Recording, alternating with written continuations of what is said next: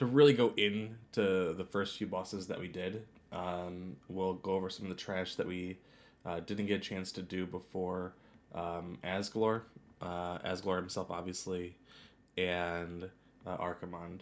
But a lot of the regular trash we're going to skip. There's a couple things that I do want to touch on where we're going to change where we do the trash. Start this video here.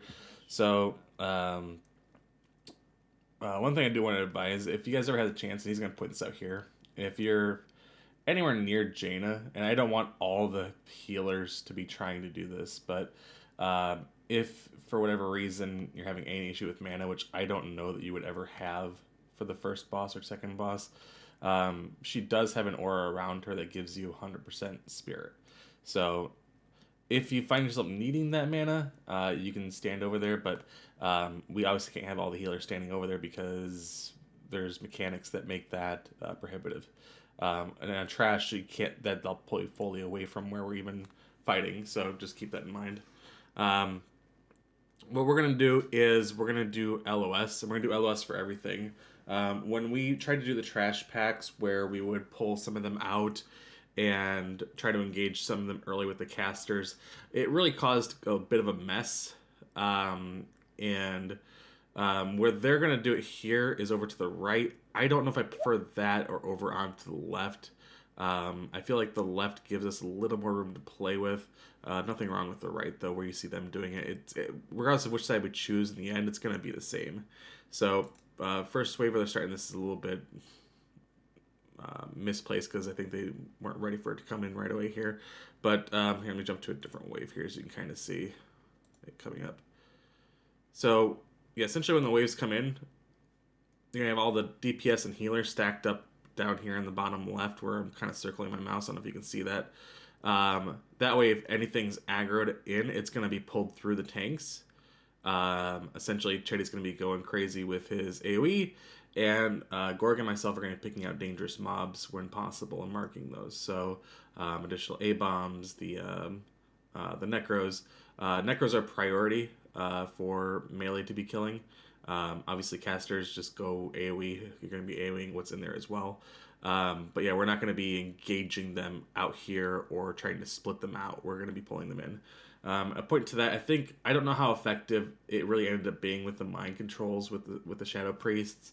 I think we're going to skip doing that for now and just let you guys just go ahead and dot up a bunch of them instead of trying to fit that in. I don't know if that really saved us any time, and in fact, when we got to the end of the wave, then we still have a couple of mobs left that we got to kill. It don't know that it really sped things up at all, and they're not super dangerous if we can drag them in and apply any sort of interrupts to them. So important though, if they are any that are sticking out that are not in the pack, we do need people to interrupt. So we need shocks, we need kicks, we need counter spells to get them into the pack.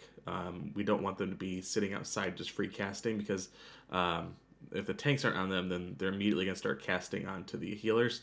Also, the Shadow Bolts do a considerable amount of damage, so making sure that we're not doing that. But this is going to be basically how we're going to do all the packs for the first two bosses. I'll go ahead and skip to the boss because we've already done all this trash here. The boss, we didn't really have a chance to go over it too much here. You guys were able to see some of the mechanics from the boss. One of them that is difficult to see, let me see if I can turn the quality up here. It's a little better. One of them that you guys were sort of able to see, and you can't really even see it on this video, is Death and Decay when he channels it.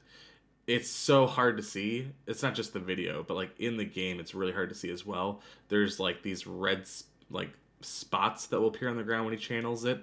It's pretty big. It's like a whole quadrant basically around him, wherever he targets that. And if you're in that, you start to get a ton of damage, so you have to get out. Sometimes it'll unfortunately be like right underneath the boss and melee can't DPS. That's just what it is. You just have to deal with it. He's a super easy boss. You should never die to that mechanic. We talked a bit about his one signature ability, I guess you can call it, is the ice bolt that he'll cast on someone. If you see that when he casts an ice bolt on someone, DBM should automatically mark them. But if it doesn't, it's someone that gets a giant block on them. Anything that gets you out of a stun should be able to remove that. You can use, if you really want to, living action potions to break out of that. Mage's Blink removes stuns, so you can get out of it with that. Things that remove immunity or that cause immunity, such as Divine Shield or Mage Ice Block removes Ice Block. So most things that remove stun will remove those.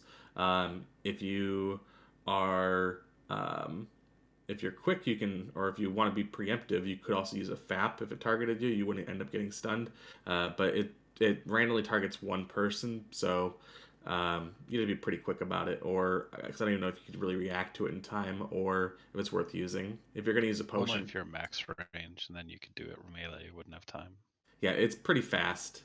I This is mostly a notice for the healers more than anything.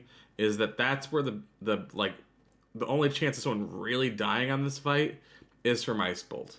So if someone gets Ice Bolted, they need to have immediate heals. They need to see here. You can you can't really, I don't know if you can see very well, but here the Death and Decay is all under the melee, and all the melee have to get out. You can't stand in. It's basically like a KT fight, right? I don't know what you mean by that. Like in Nax, where you have to heal the melee right away, kind of keep whoever's targeted. It's kind of the same mechanic. Sort of, yeah. If they're near you, right? It's like the KT Ice Block, except it does more damage and only to one person. But he does it pretty regularly. You can see him target the person that does it. They'll get a raid warning. There'll even be a visible ice bolt that goes towards them. Maybe a mark.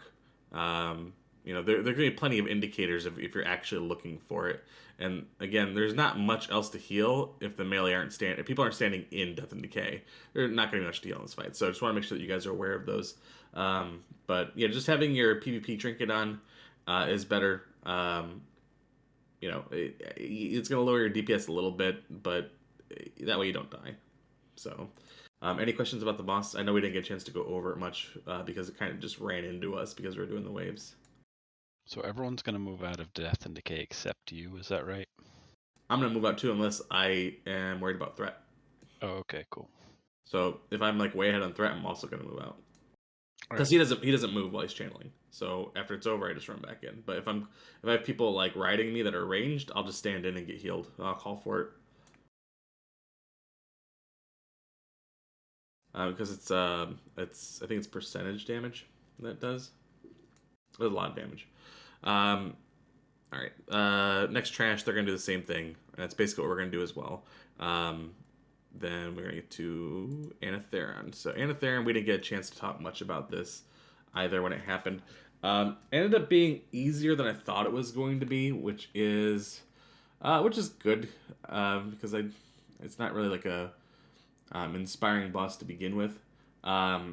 The boss himself, he has an aura that will heal himself for 300% of whatever he attacks for. So it's important that, and I called this out during the boss, but if I forget to call it out, we need to make sure that Vec has wound poison, or if Vec's not there for whatever reason, that we have an aim shot up, something to reduce the healing. Not that we can't do it anyways, but it'll extend the time of the fight unnecessarily. Need to make sure that we have some sort of preset up area for people to stand around the boss. What he does is he does a carrion swarm, and you can see he does that pretty frequently, where he'll target someone, and then basically a section of the raid, whoever gets hit, will take damage, and it also reduces all the healing they do by 75%. That's like 20 seconds that's on you.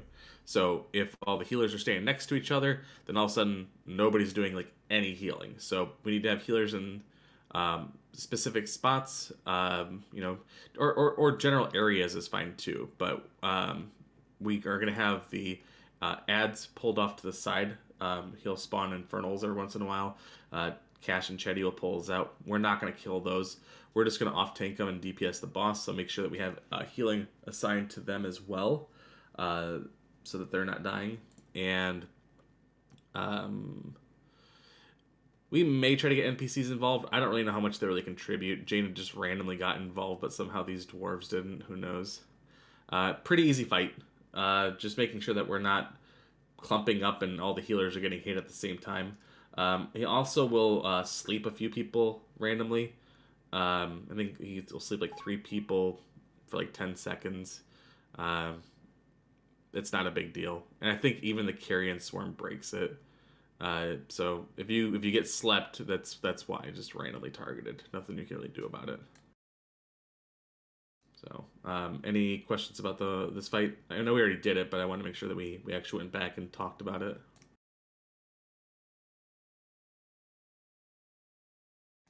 All right, gonna assume everybody's okay there. Let's go ahead and move forward then. So in Casriball, we're also gonna do another adjustment to where we're tanking at. I don't know. Do I have my tanks here? I do have a Yangling. Okay, good. Okay, well, this mostly applies to Yang. So, we're also going to be using some LOS here. These, I don't remember what they're called, but spikes, whatever. There's actually a name for it, but the spikes here provide LOS. So, we're going to be taking approximately where they're pulling the mobs to, and treating it a lot like the first 2 bosses, is pulling them over, pulling them near the watchtower. And what happens then is we are able to get these necromancers to actually come into the raid. Same thing if they're just barely outside of the raid, like these ones are back here. Making sure that if they start casting, that we interrupt and bring them into the pile. Melee will make sure that you are attacking the casters first. Try to stand near a bunch of A-bombs if you can, because they do have AoE aura that they put up. It's not a big deal, but if you can minimize it, that would be nice, because the tanks, particularly Cheddar, you're going to be taking a bunch of damage. Any wave where you're tanking multiple A-bombs, more than like 2, you probably want to be using a FAP. But interrupts are really important. Grounding totems, super important. Just making sure that we're mitigating any damage that we take. Waves are easy. If we lose people, then it's annoying because we have to res, and especially a tank, and then they might only get up barely in time for the next wave to come in. So, want to make sure that we're staying on top of that. One quick note. During these waves, no one should be climbing towers, climbing spikes, or climbing buildings. You can evade bug mobs, and if they do it for long enough, it can bug out the entire thing, so that everyone in the raid would have to zone out of Hyjal. We'd have to do a soft reset and start the waves over. So don't climb on shit at this camp. Like AQ20. It's yeah. As much as I like to climb on shit, it's just don't do it for this camp. Yeah, that's a good call out. I know some people would have tried to definitely go up top of this tower to like rain down bombs on top of the mobs, but 100%. But yeah, just don't. We've already dealt with the gargoyles and everything that comes in the back here. We're gonna skip through a lot of this here. Same thing with the gargoyles. If you're not in AoE ranged and you're back here DPSing these gargoyles, please make sure, instead of trying to kill the gargoyles, because the warlocks and mages are going to clean up anything that's down below. So hunters, Julia, anyone that's more or less single target ranged, shadow priests. Try to get aggro on any gargoyles that are still not pulled down, and then LOS them back to that hut. Like, make that your primary job, is to just gather them down, because it doesn't matter if we kill a lot of them if we're still waiting to kill like 1 or 2 that are up in the air in the back. That's really what's going to slow us down, is any that are not pulled down yet.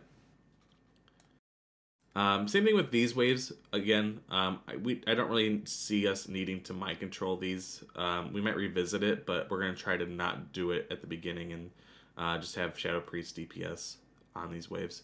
I also don't really want to try to mark it and then try to figure out, is that target going to be mind controlled, or do I need to tank it? So it's just easier if it all comes into the pile. And if priests do mind control, like if we call for one so that we can res or something, if possible, when you let it go, try to have it out of line of sight from you so you don't get one shot. Not a big deal, but can keep you alive.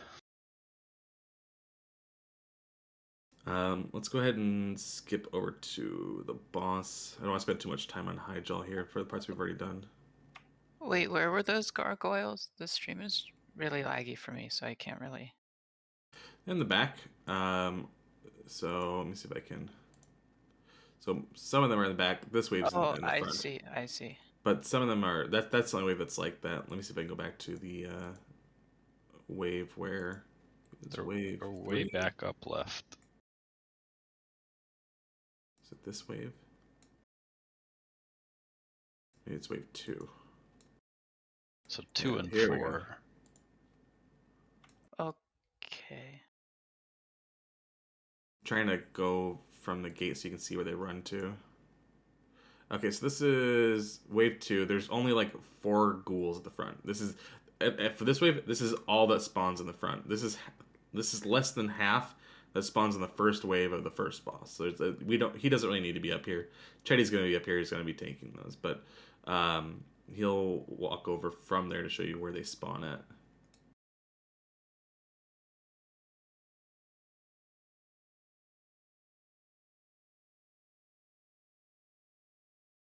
So they spawn back up on this camp here. If you can see them up here. Now I see. Okay. All spread over and at different heights. It's really annoying. Right. So we have some of them. They have some of them dragged down here, which is great.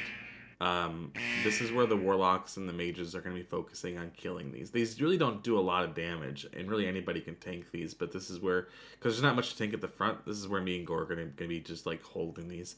But I want, Julia, I want you, Hunters, the Shadow Priests, I want all of you getting aggro on any of them that are still up there. And then if you only get like 1 or 2 of them, that's fine. And then you're going to just pull them back and stand in front of this tower, and that will LOS them. Easy. Thanks.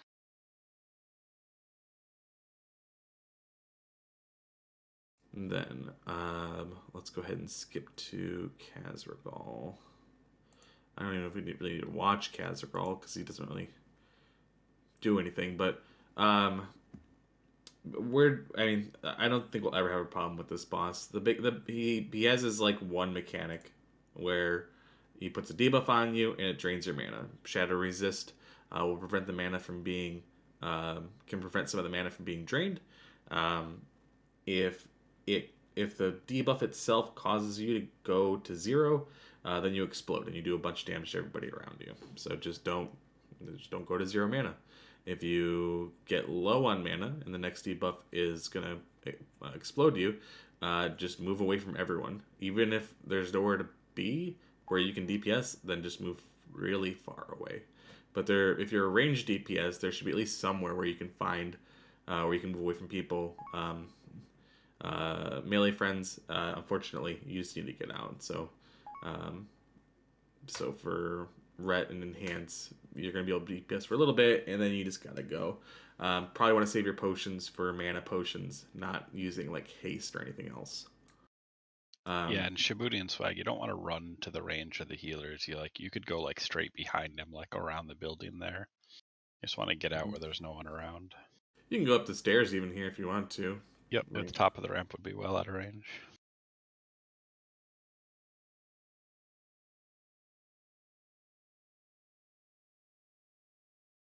But it drains, what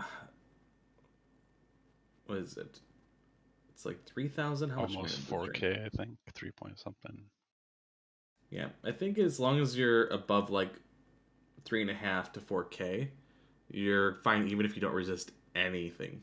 If you get below that, if you don't have any way to regain mana, then you're gonna be an issue. It's gonna be an issue, and this might seem silly because they have infinite mana basically, but warlocks don't let yourself be low. Trying to get like a last Shadow Bolt off before tapping, if that makes sense. Even though you can get mana, if it causes you to go to 0 first before you tap, you're gonna explode. So, pretty straightforward boss. He's super simple. That's his only mechanic. Any questions about that? Oh, and he has a War Stomp too, if that matters at all.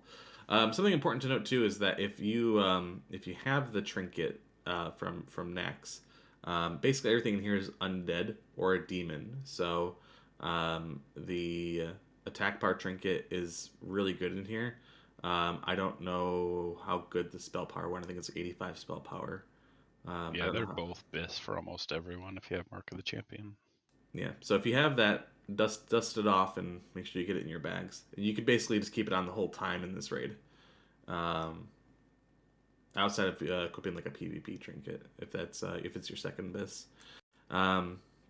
So the last boss in here, last boss with waves, Asgalor, he's got some new trash and some harder waves.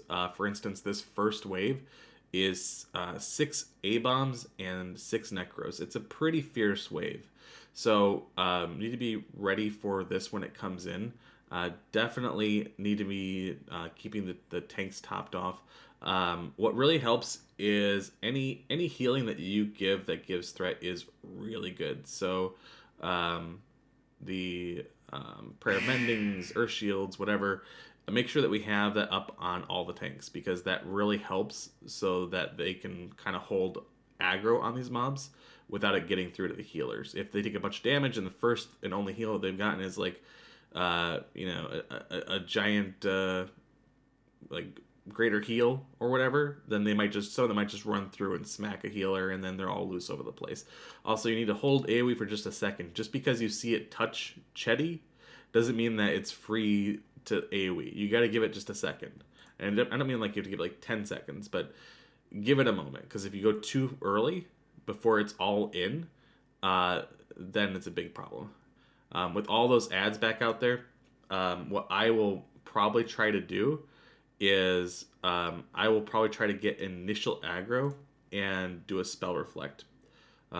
If I aggro them all at the same time, I should be able to spell reflect all of the ads and for the first wave, which will help a lot. But we need to make sure that we're interrupting, grounding totems after that, and just making sure that melee, you're focusing those. You're not focusing you're focusing the necromancers. You're not focusing the E-bombs, and casters. You're just focusing everything.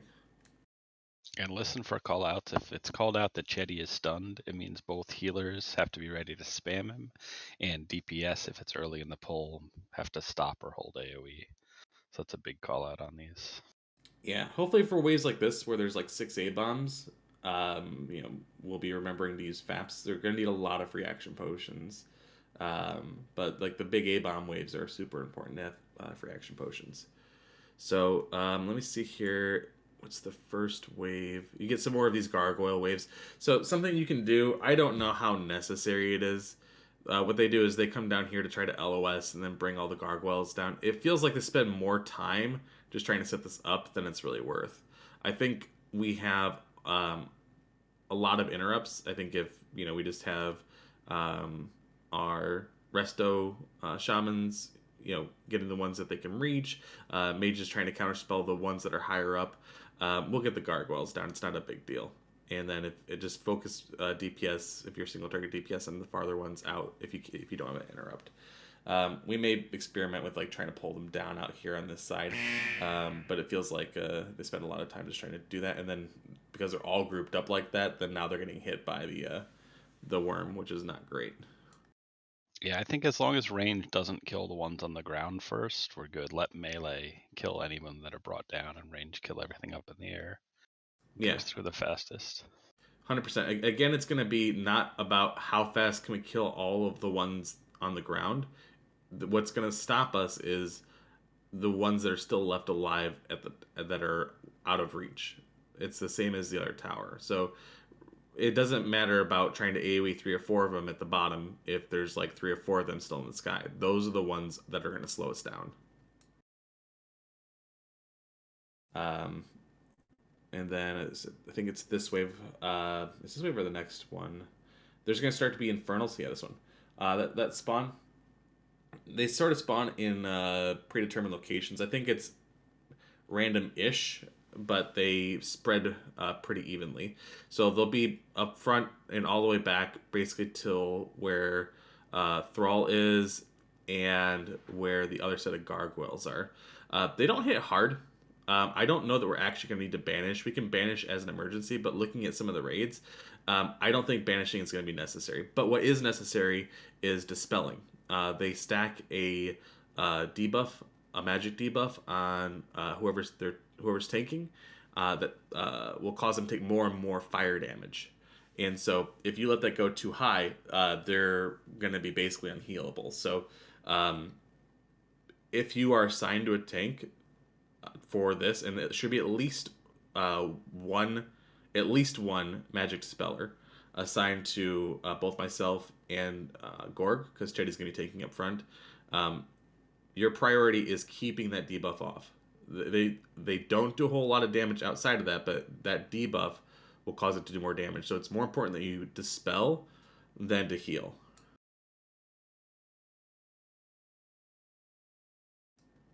And then there's one more new mob, which is there's Fell Hunters that will come in some of the waves. They have higher magic resistance and they mana burn. They don't really spam it as much. If anyone here played on the private server, you can probably see them here. Yeah, they don't really spam it like they did in the private server, so it's not something we need to worry about too much. You can see they haven't even used it at all yet, so it's not something we need to worry too much about. We'll just kill them. We'll just group them up, and the Infernals again just dispel. These are only 2 new mobs that we haven't done before. And you see the damage is pretty inconsequential if you see the raid. Even stacking all these up, and it doesn't do too much. So let's go ahead and move forward to the boss.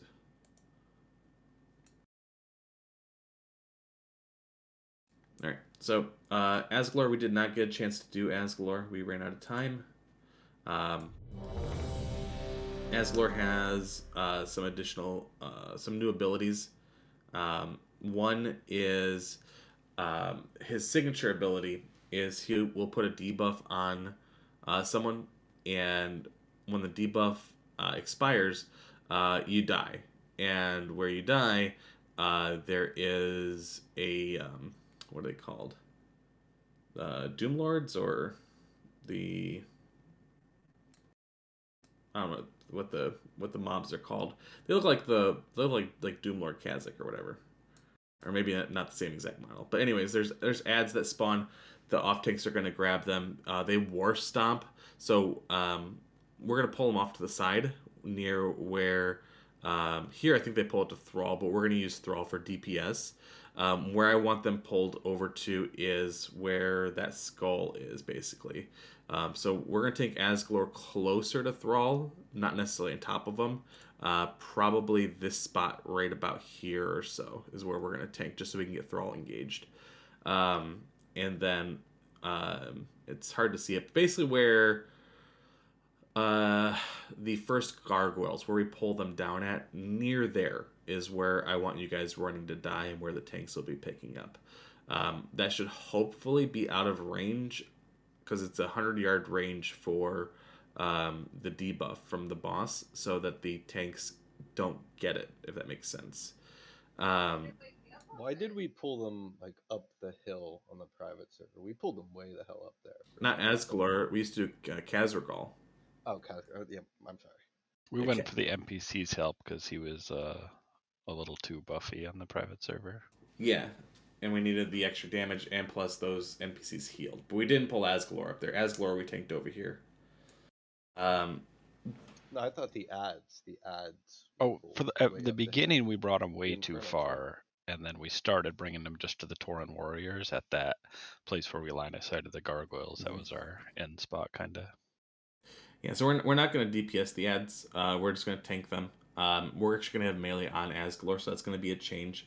And we're also not going to take them right next to the edge there. Like I said, right about, I don't know if you guys see my mouse, but right about where I'm circling is where the boss is going to be tanked. And the boss has a couple of other abilities that need to watch out for. So that first one's sort of like a soft enrage, and it could be annoying depending on if he picks the wrong people. But really, that's not really even a hard part of the fight. So if you get the debuff, just make sure that you're running over to Chetty and Gorg, and just making sure that you're getting the... Here, you can see the ad right here. This is what it looks like. But yeah, we want to make sure we pull those out so they don't war stop people. But we can put soul stones in the people that get targeted with that because there's some time before they die. It's like 15 seconds, something like that, before you actually explode or die or whatever. This boss will also he hits pretty hard, so something I want to prepare you for if you are healing me is he chunks pretty hard, and that's kind of annoying because he also does an AoE silence. It will last for 5 seconds, hits the whole raid.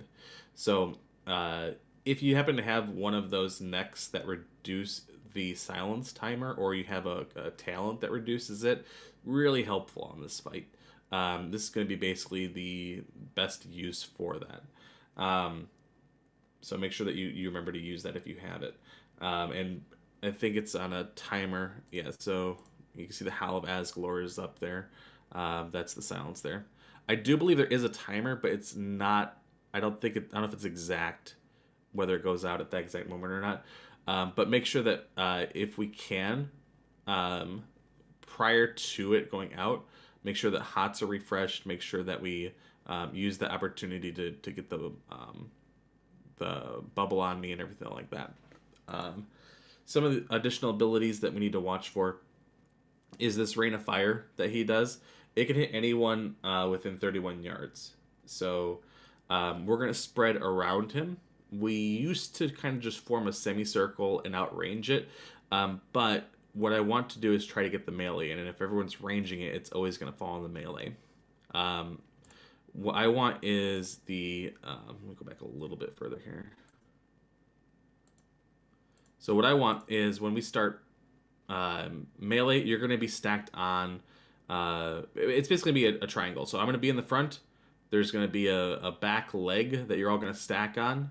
And like this back left leg off to the side. And when Rain of Fire hits melee, you're going to switch to the back right leg. It should be, if you go from like max range, it should be enough room where you can still attack and not be Rain of Fired. So if it isn't, well, you still can't DPS. If someone messes up and gets it in the middle, you just have to back out. It's just what it is. You can't sit there and eat the Rain of Fire because it'll be too much damage. Silence will come and you'll all die. So don't stand in it. Verse, supposedly the improved Conch Aura from Pally's can help reduce the silence as well. It can, but you might not all be near each other. Sure. Because if you all stack together, then that's also really bad because of the Rain of Fires. So some of you may have that, but some of you won't. And like with good luck, a healer resists it every time. You just can't count on it. So that's pretty much it. Any questions about that?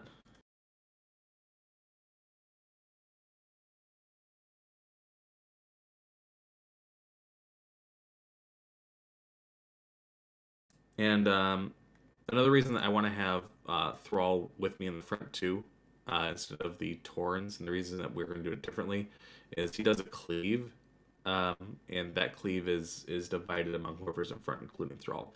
The cleave itself shouldn't kill Thrall, which would end the fight, but it will stop me from dying during a bad silence. So just a heads up on that. And then let's go ahead and move way forward here. Let me see where they go. Find them picking it up here. So after the boss, you head to the next area. First, really important thing is you don't run down directly to the boss. There's going to be an NPC up here that you have to talk to. You should download the weak aura that Vers put in PV chat a while back if you don't have it. So Tyrande will give you Tears of the Goddess. So this is an item that you will use and is required for you to make sure that you have for the fight, or you will die. Most likely. I mean, there's other ways that you can get around it, but just make sure you have it, even if you're a class that generally doesn't have to worry about falling. So they're going to run in from the left side here. This is also not where we're going to run in from. We're going to run in from the other side. I don't really like running in from this direction. So, Archimonde is, I wouldn't say a difficult boss, but it's an unforgiving boss. So, if anyone dies on the fight from any mechanic, he gets a soul shard that will do one of 3 different things. It depends on the class. So if a priest, mage, or warlock dies, so all of them do 4,500 damage base. So all of them do that. Plus, if it's a priest, mage, or warlock that dies, then everyone's silenced for 6 seconds. If it's a rogue, warrior, or paladin, instead of being silenced, takes an additional 50% damage, including me, which will be bad. And then if it's a druid, shaman, or hunter, it will do also a mana drain for 2250. That's probably the least worst one out of all of them. So if we have a druid, shaman, or hunter die, it's not as bad. You still don't want anyone to die, but that one is less likely to chain to more deaths. So yeah, just don't do whatever you can to not die. Don't try to, take big risks just to get in a parse. Just don't die, because if you die, we might wipe. Now the good thing is, if we wipe, this boss is the only boss that doesn't have any trash in here, so we can go right back into it. It's great. Now let me see if I can get to where we're actually doing the boss. But yeah, because of that silence, do not count on levitate or slow fall or blink or anything like that. Make sure you have the tears, because you can use that when you're silenced. You can't use the other things.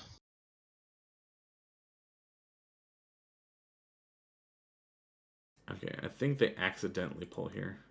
And this will actually be good, because you can see he has a really far aggro range. If I remember right, someone runs off to try to get to the other side and ends up pulling him, and then you can see just how far away he pulls from.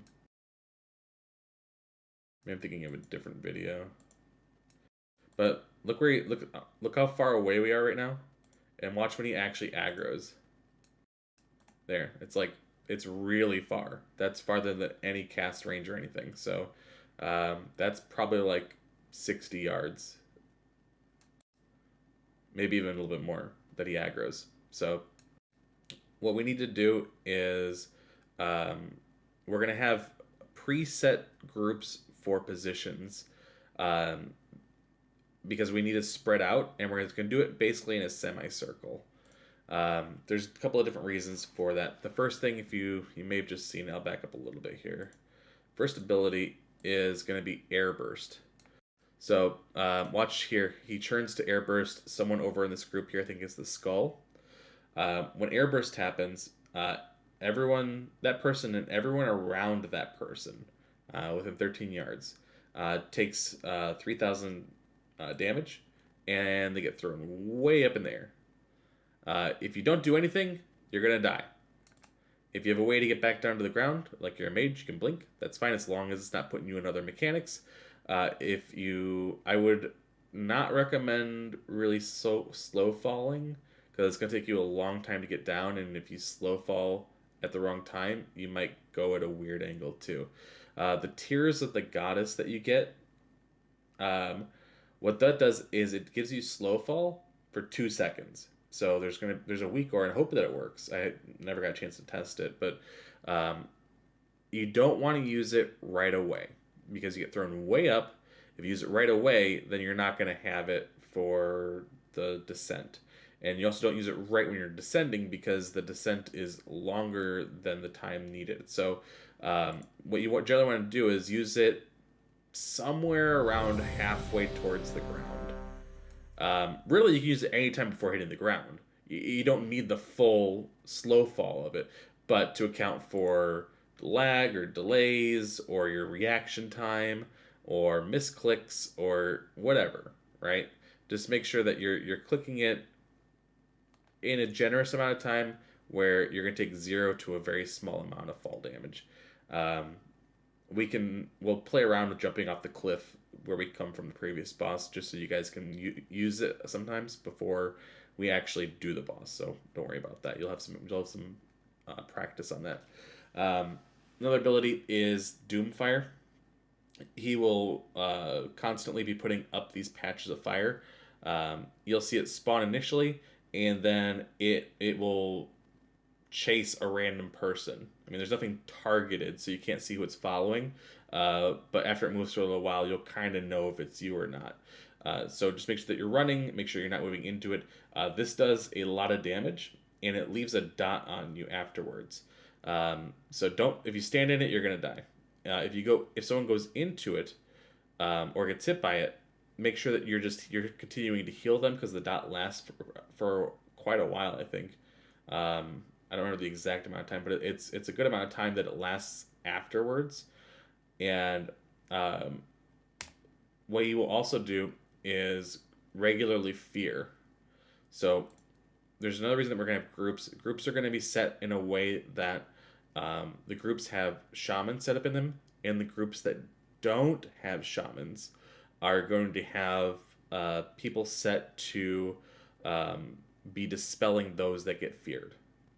So they'll be placed between other groups that have shamans, that have, priests or paladins or other people that can get rid of fears, and it's going to be very important. So they'll be set in a way that if you don't have a shaman, that someone will be basically assigned to make sure that you don't get feared and run into fires. That's the biggest point of the fear, is to run you into these fires. I'll just stance so that I don't get feared at all.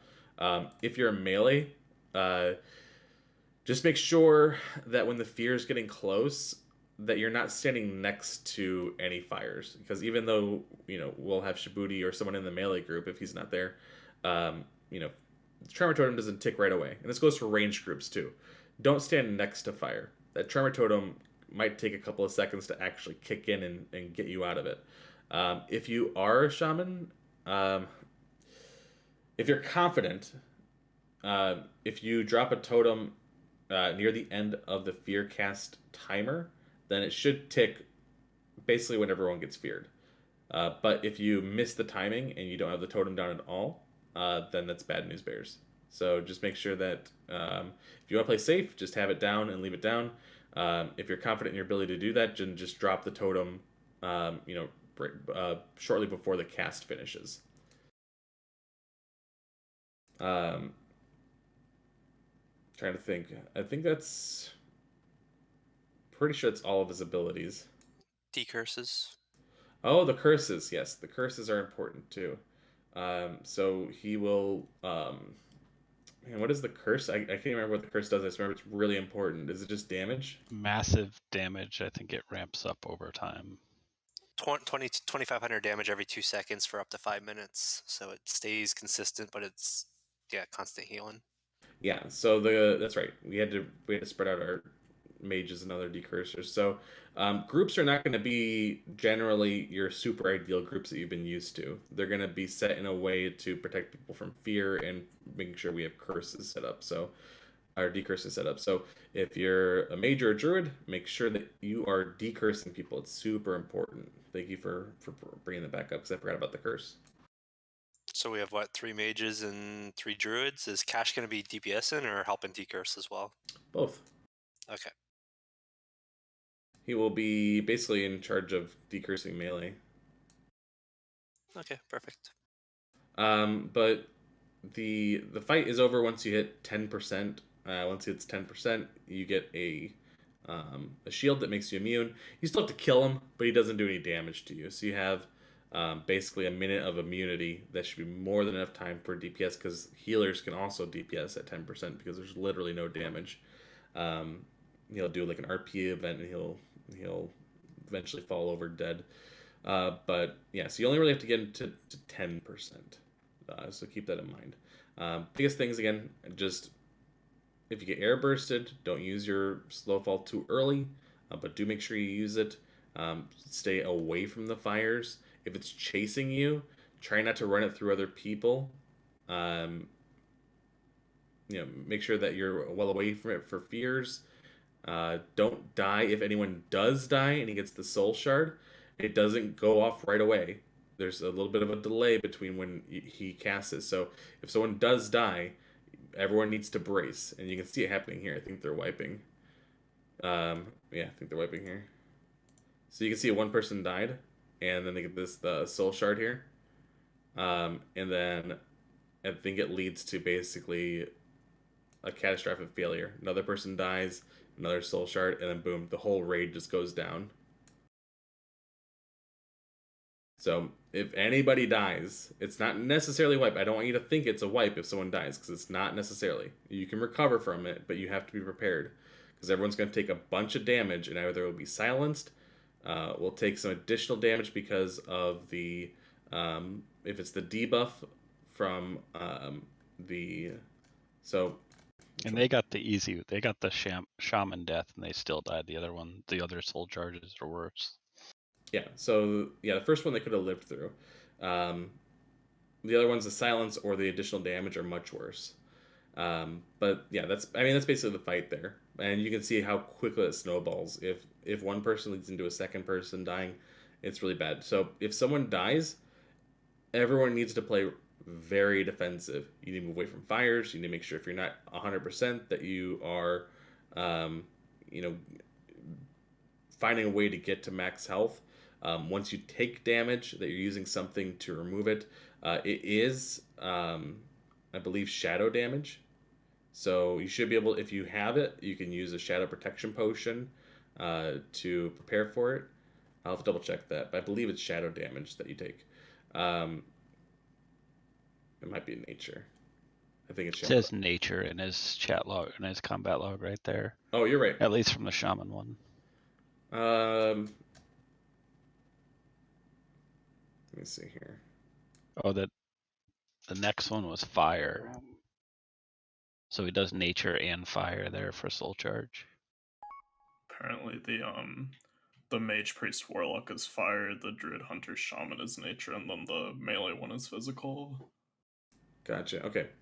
Well, I would say probably instead of trying to figure out which potion you need to use, just be ready to maybe use like a health potion and your health stone, just to top yourself back up after that. So just use that instead of trying to remember which one is which. Just be ready that if there is a soul charge, that you're just getting ready to heal with anything after it hits, because if you die afterwards, then that can just be a domino effect. So, but yeah, just don't die. Easy, don't die. Yeah, week one especially, do not try to eke out extra damage by staying in or staying near fire or running the fire around in a circle where you're still in range. Just stay alive and play it safe so we don't wipe. Yeah. Any questions about the boss and the mechanics or the groups or anything? Does he have a berserk time? Technically, yes, but realistically, no. It's like 10 minutes. This fight's never going to last 10 minutes. Yeah, because if enough people died that it would last that long, we'd be wiped anyways. So you never see it. And as for the groups, like you said, that was like 11, 13 yard for the thing. So each group is going to have their area, and then they're going to be spread out within that area as best they can on avoiding fire. Ideally around the shaman stays in the middle if you have one in your group, and the other people spread on each side. Yeah. All right, that's the end of Hyjal. Let me move over to Black Temple. I didn't even want to spend that much time on Hyjal, but we spent more in there than I thought we would. Here, did it switch over? Can you guys see the Yep. new one? Okay. So this is going to be a little bit longer because we didn't do BT at all. And some of what they do, we're not going to do. But we'll go over that whenever that comes up.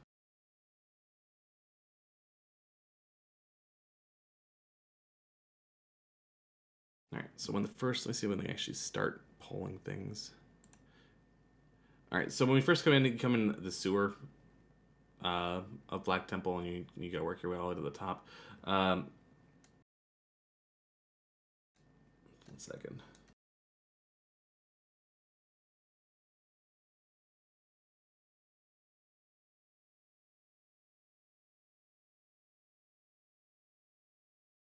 Alright, so these Aqueous Lords here, they'll do a Crashing Wave, which is like a frontal, so if any tanks are tanking these, generally I will probably pick those up, but if there's two of them, just make sure that you're facing them away. Don't stand in front of them. It does a lot of damage. They also do a slime that will debuff random players in the raid. It does some damage, and it reduces all the damage and healing you do by 50%. So I don't know if that's I don't know if that's dispellable or not, but I know it doesn't last a long time. I think that's the Hydras, right? Or do they do it too? Hydras do, I think, something a little different.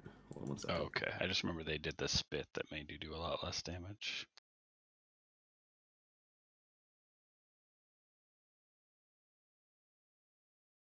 Leviathans here.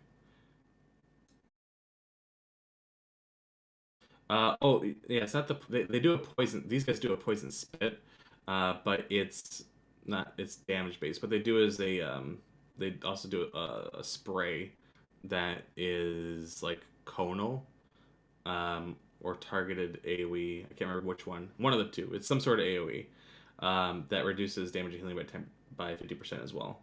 So I think it's targeted AOE. Random target, yeah.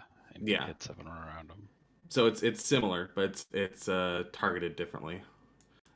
These Wranglers here, they basically their job in life is to buff up the Leviathan. So what we're gonna do is we're just gonna cleave it all down. We're gonna kill the Leviathan first, and then kill the Wranglers. Wranglers do cleave for what it's worth, so make sure that melee you're not standing in front of them. These spawns that are around the room, let's see if they come back. You'll see like random spawns that look like the big guy. They do a poison nova that can be dispelled. In small numbers, they're not very dangerous.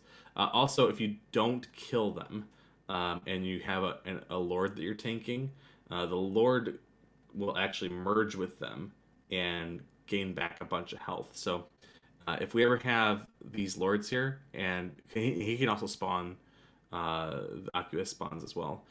Make sure you kill those. Yeah, kill these Aqueous spawns, the little guys, because if you don't kill them, then it heals the boss back up. So I'd call it boss, but the bigger one. They don't do it right away though. So in that position where it was almost dead, you just kill it and you go to the spawn. It's like a channeled ability that they have where they do the merge.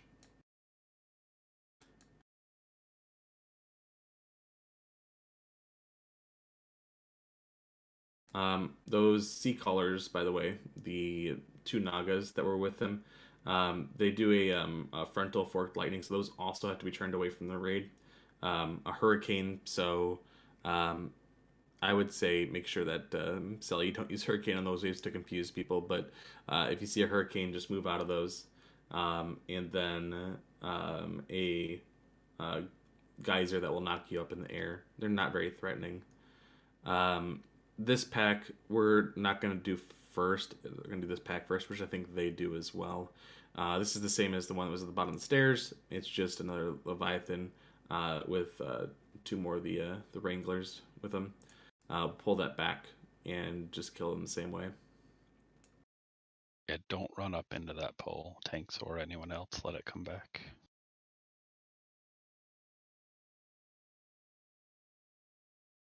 Again, just kill the Leviathan first and make sure that you're not standing in front of the Wranglers, because again, they do cleave.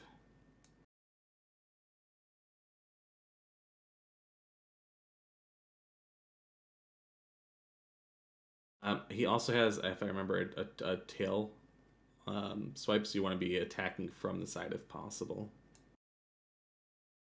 Sometimes you get really unfortunate camera angles like this because it's a tank. Next pull. I'm gonna forward through a lot of this because it's a long video. It's almost 5 hours, so some of it I might accidentally skip past, but it's just what it is. There's an important pull here though, after this one? Do they do it next or? No, okay. So I guess I do this first. Yeah. Okay, so this is the only pack that's like this pack. It's got a couple of mobs that you don't see anywhere else in the raid. It's got a... Where's the turtle? Is there a turtle with this group? I think it can take the place of one of the water alleys, but it's not always there. Oh, okay. Well, sometimes there's a turtle there. The turtle, it just like spits at random people. Don't worry about it. It has a shield. You can kind of just leave that alone. The general here, the one with the skull, he will free any of the other mobs that are CC'd because you can sheep like the witches, for instance. I think that it's not dangerous enough where we need to CC, so we're probably going to pull the whole thing. However, the general does need to be pulled out, and I'll be pulling that out and kind of leaving the rest of them there because he does a shout that increases attack speed and casting speed. So he'll be pulled out. The other one here, the Harpooner. So you only see him literally for this pull. The Harpooner here as well. This is the only pull you see him for as well. He will throw nets out that will, do what nets do. And then he throws spears. And that's basically it. It's not a very difficult pull, but it can, if you try to pull all of it at once and stack them up, the booming voice from him can be a lot of damage unexpectedly. And then let me go and skip past this pull here. It's not a very eventful pull.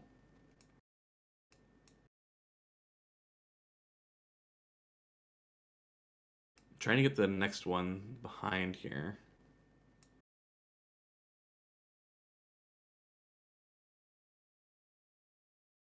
Okay, so this, I said the spawns don't normally do much if it's just a couple of them, but this one spot, there's a whole bunch of them.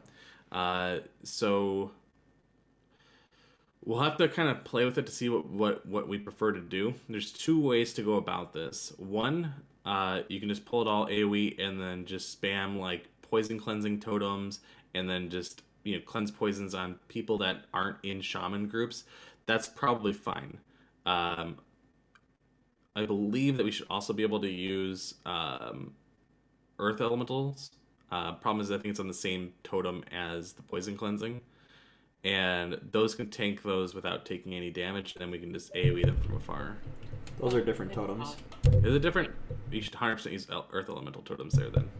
So earth is literally earth, and poison is water.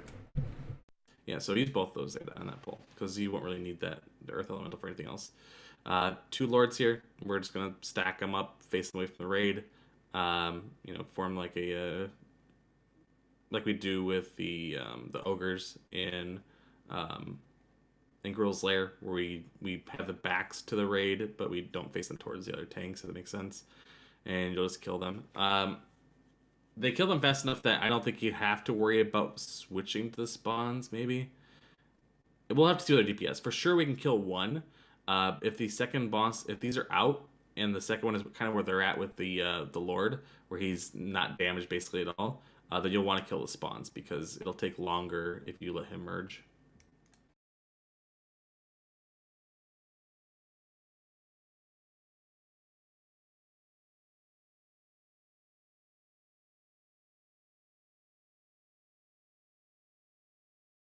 All right. First boss, the Black Temple Nagentas. So this boss, if you haven't already, everyone needs to make sure that they have a set that has at least 10,000 HP. There's a mechanic on the boss that will deal damage to the entire raid, and if you don't have, technically you don't need that much, but that's how much I want everybody to have, is 10k HP. Because if you don't, you may die. When you first pull the boss, it's pretty simple. He does AoE around the raid we spread out. Pretty simple mechanic. What he will do is, eventually he will throw a needle spine on one person. Wonder if we can see it actually cast at anybody here.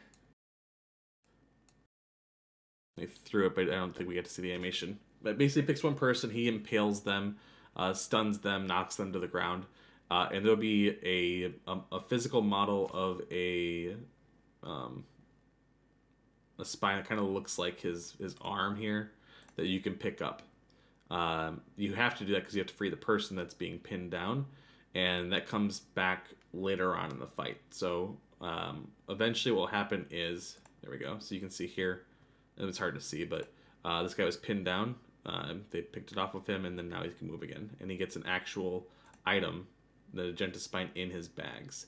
So what I would recommend is that you have somewhere where you know where it's going to go into your bags. If you don't have, I don't think you need to make a week or anything special for this boss. Just make sure that if you do get it, you know how to easily locate it in your bags. So what I do a lot of times is when I go into this boss or a boss like Vosh, I always make sure like the first slot in my backpack is open. I just move whatever's there. Then if I pick it up, I always know it's going to be in the first slot. And if you want to, you can macro this and the tiers on Archimonde too, if you're more comfortable with that. You can just do a macro it before we even go in. Yeah, absolutely.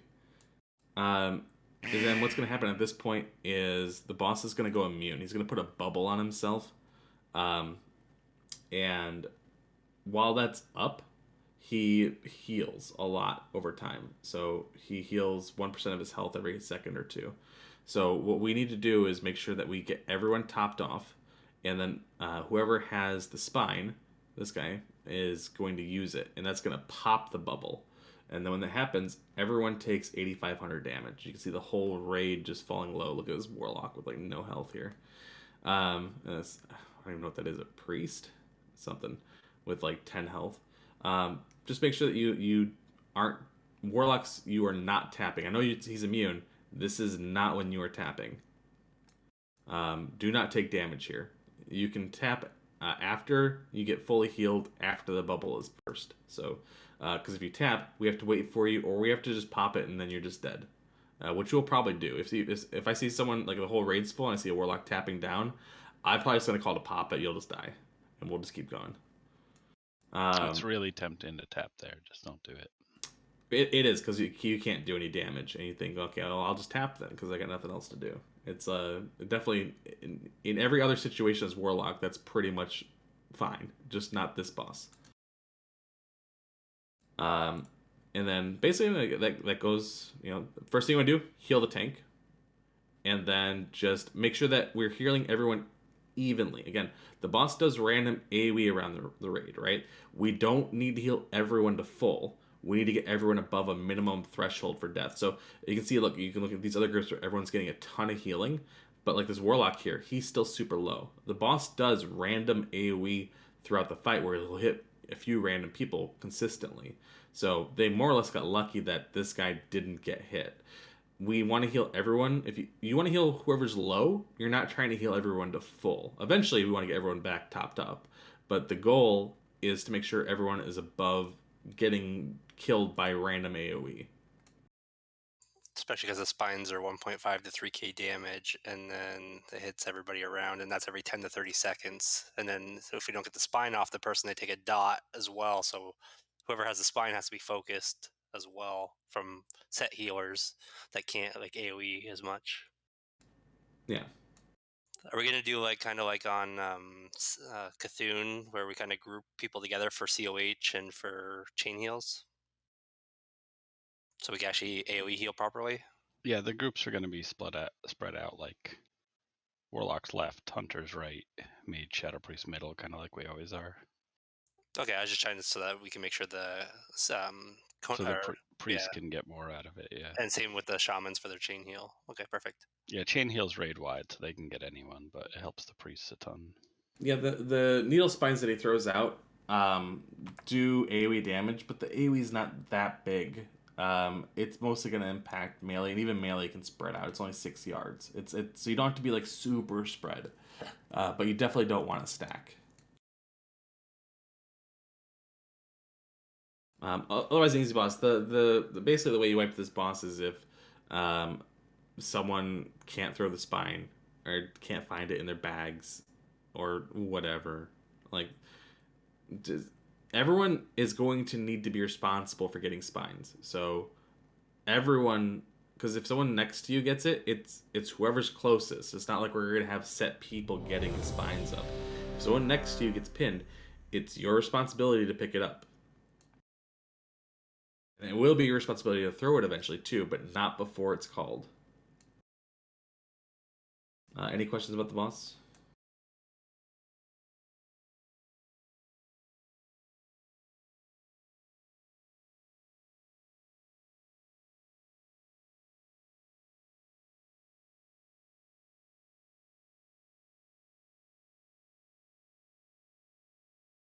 All right. So when we get out here, there'll be some groups of orcs. These are super easy. These ones on the side, we're probably going to pull this one on the right here. There's going to be 1 to 2 elites in these packs, the Taskmasters. They just get a stacking buff, and then these workers, I don't even think they're elite. You just AoE them down. They're inconsequential. These next packs here with the worm callers and worm callers and the sky stalkers, that's what they're called. So the worm callers are pretty annoying. We kill these first. They have a cleave. They have a couple of different melee attacks that they'll do. I believe they also drop threat, or at least they used to on the private server. These may drop threat. And so these are going to be me and Gorg on these worm callers here. We need to make sure that we're building second threat on them in case they drop threat, because I don't think these are tauntable. But these we kill first. The Sky Stalkers are not really a big deal. Their biggest thing is they shoot arrows that leave, and I think it's really hard to see. This priest just got hit by an arrow. It leaves a debuff on the ground. There, you can see it. It's actually not hard to see. I thought it would be harder to see than that. Don't stand in that. It's really small, but it does damage. It persists wherever that damage is at. So move out of it. These guys are pretty easy. There'll be a few packs of those. We skip these ones here. Some of the packs, when you pull them, these guys here, there'll be some that come down from the sky, and there'll be some that we pull down purposely from the sky. But overall, very easy packs. No one should really ever die on those. The Fearbringers here, this guy. He does a giant war stomp that stuns everyone and does damage to them. Also does a Rain of Chaos that does a lot of damage. You need to move out of that immediately. Some of you may get comboed into a stun with a Rain of Fire, which is really unfortunate. But if that happens, then if you somehow live, just make sure you're healing yourself quickly after that. And he does a frontal breath as well. So if you're tanking it, or if you have aggro and you're not a tank, you need to turn it away from the raid, because that does a lot of damage. That plus Rain plus War Stomp will kill like a bunch of melee. The worm callers fixate and are not tauntable, but you can kill them really fast, so it should barely matter. Okay, that's what it is. It's a fixate. Okay. I think they're stunnable and snareable, but I'm not or stunnable, not snareable, but I'm not sure. Yeah. Regardless, we kill those first, and then we kill the Sky Stalkers afterwards. So there's just more of this trash out here, all the same trash that I've mentioned. I don't want to spend too much time on this because this trash is actually very easy. We're going to skip forward to get through to Supremus here.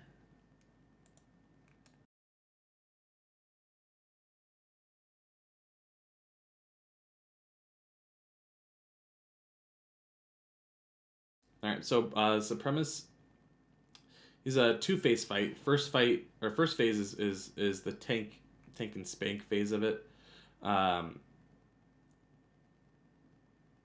He has a hateful strike that he uses, and it hits. It's like what's his name? Patchwork. Patchwork, thank you. It's like Patchwork. It hits whoever is in melee range that has the most health. So the both Chetty and Gorg need to make sure that you guys have high stamina sets. You're going to wear for this fight. Your threat doesn't really matter unless I die. But I cannot be hit by that, because if I get hit by his regular attacks and then I get hateful because I'm the highest threat, then I could die. Also means that I can't use generally like Last Stand or Nightmare Seeds or anything that increases my health, because it can put me over the threshold. In both phases of the fight, there's a couple of abilities that he does. One is these volcanoes here. Volcanoes are bad. They shoot out these blue blobs around them that land very close to them, that do a lot of damage. Move away from the volcanoes. Also, he does blue fire trails. Blue fire trails are also bad. Just move away from them. Volcanoes will two-shot Clothies and possibly other people. So you cannot finish a cast. If you get hit by two of those things by just standing for half a second, you will die. And then during phase 2, which is what's happening right now, he cannot be tanked. There's no threat here. So basically you just want to keep DPSing him. If you get targeted, he will knock you back, and then you just need to run, essentially.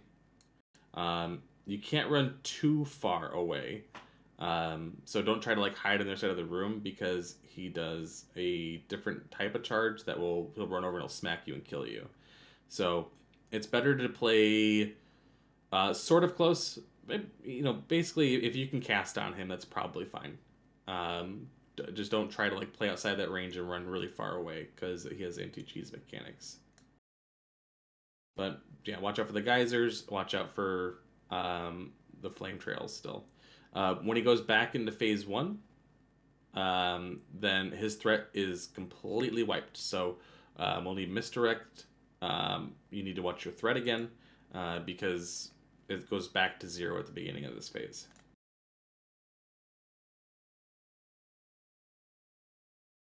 Also, like I said, because of the Hateful Strike mechanic, if you are a melee, you cannot be in melee range if there's not an off tank also in melee range, because he'll turn around, he'll just smack you.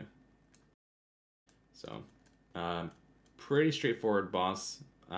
Any questions about mechanics, positions, anything?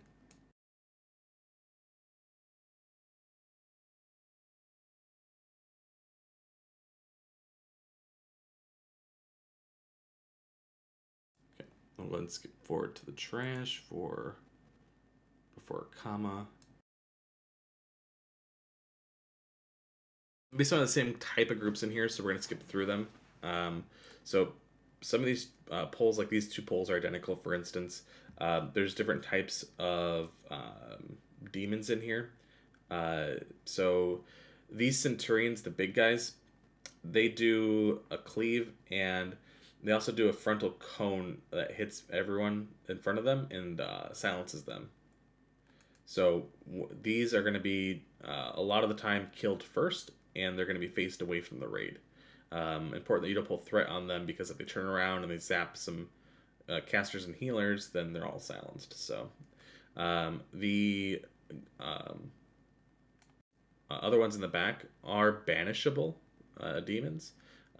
We will likely only banish, I'm guessing, probably the Bone Slicers, which are the guys with the daggers there. They're really annoying because they have Shadow Step and they use Gouge. And if they gouge like a tank, it can, they drop threat, obviously, and then all their ads run loose. So we'll probably banish the Bone Slicers and the what are they called? The Defilers. These guys on the left here. The Defilers do a Rain of Fire type ability. And they also, I think, do a like an AoE Curse of Agony. Super annoying. So just because they're annoying, get rid of them. The Heart Strikers here, they just have like a frontal what's it called? Multi-shot that they do. So these also need to be faced away from the raid. So we probably don't need to banish these. We just make sure we're facing the right way. Yeah, they're not as strong as they were on the private server. Big thing is to be careful about pulling these. There's not... If you accidentally pull another group, it's probably a wipe. It may not be if we're quick with banishes, but definitely could be. And you can see the patrol right there. It went right into him and then back, so you have to do the timing. Trying to see if I can figure out when they actually pull this.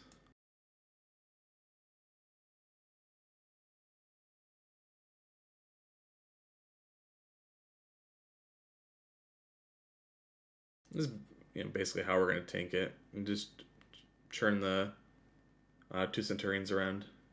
So not facing towards the raid. Pretty easy. They leave the Bone Slicer up. I don't like that. Like I said, if that Bone Slicer decides he's going to gouge the tank that's holding the Centurions, then they're just going to earn fee. It might take a little bit longer with the banish, but I think it's... we've always been erred on the side of safer if it doesn't take much longer, which it wouldn't. So we'll be banished, and then Heartseeker doesn't need to be banished.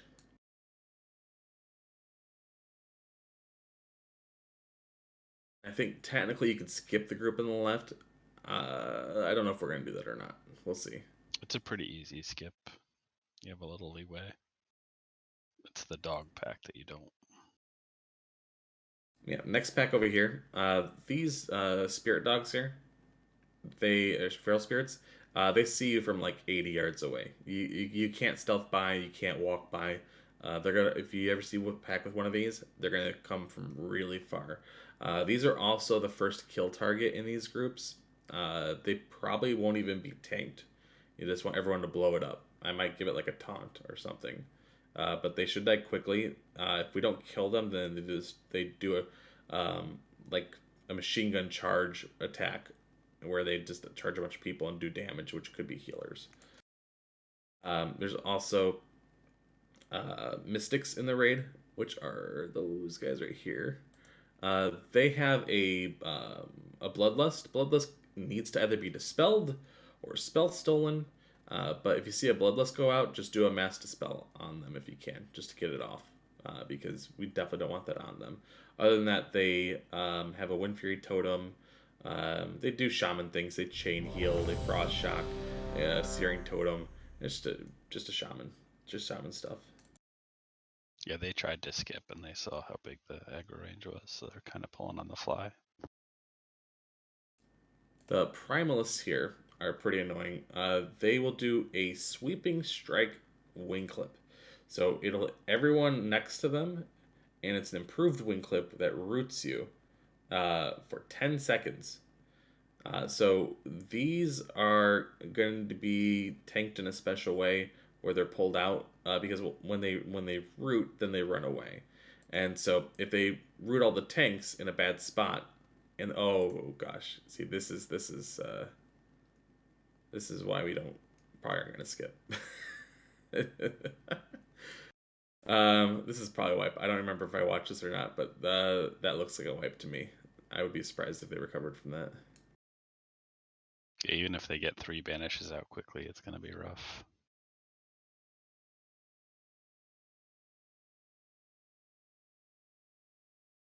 Yeah, it's a wipe, 100%. And they still have the patrol too, so they tried to sneak past the dog and it doesn't work. Oh, they got the patrol, yeah. But yeah, that pack, if we do skip, that pack we're gonna pull like way back into this room too. Let me skip forward here where they're actually back.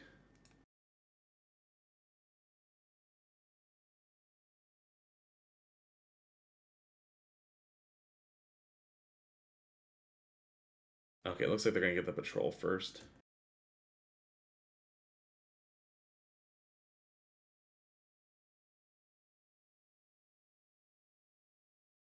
Alright, this has the demons in there again.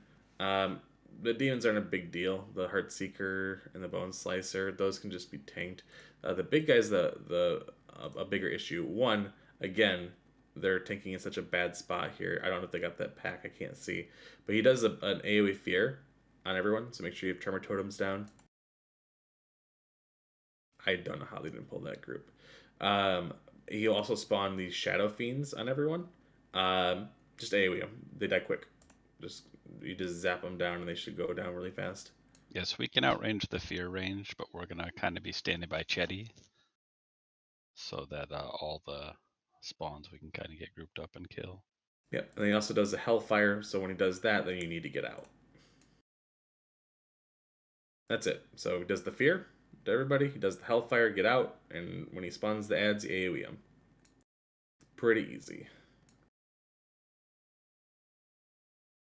The Fear is the biggest issue because they very nearly pulled another group and wiped again. Although I think with that, those two they probably could have recovered.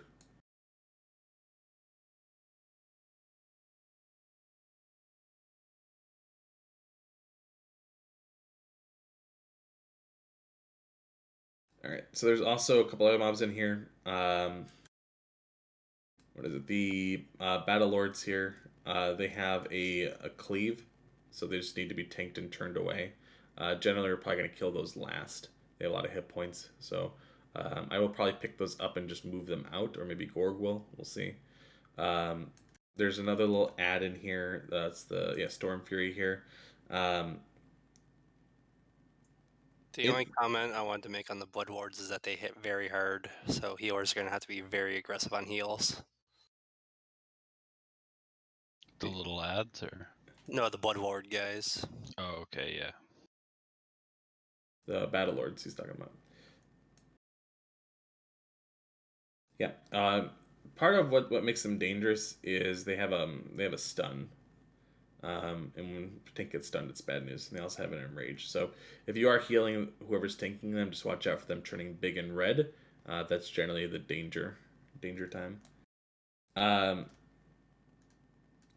What does it say? The Primalists, we're just gonna have them pulled back and tank separately, just away, just so they're not rooting all the melee and the tanks. Storm. So the two we're gonna focus at the beginning are the Feral Spirit and the Storm Fury, because they die quickly and they do a moderate amount of damage. So they're probably not even going to tank. Just kill them fast. After that, they'll be followed by the Stormcaller, or sorry, the Mystic and the Primalist, with the melee guys last. The Battle Lords. So some more of the same trash moving into Shade of Akama's room.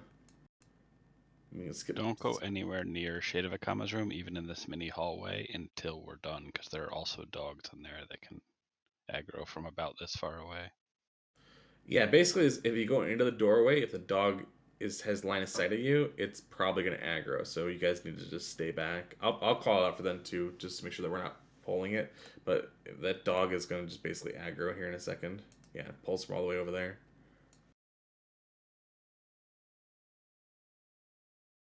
So there's two of these packs in there.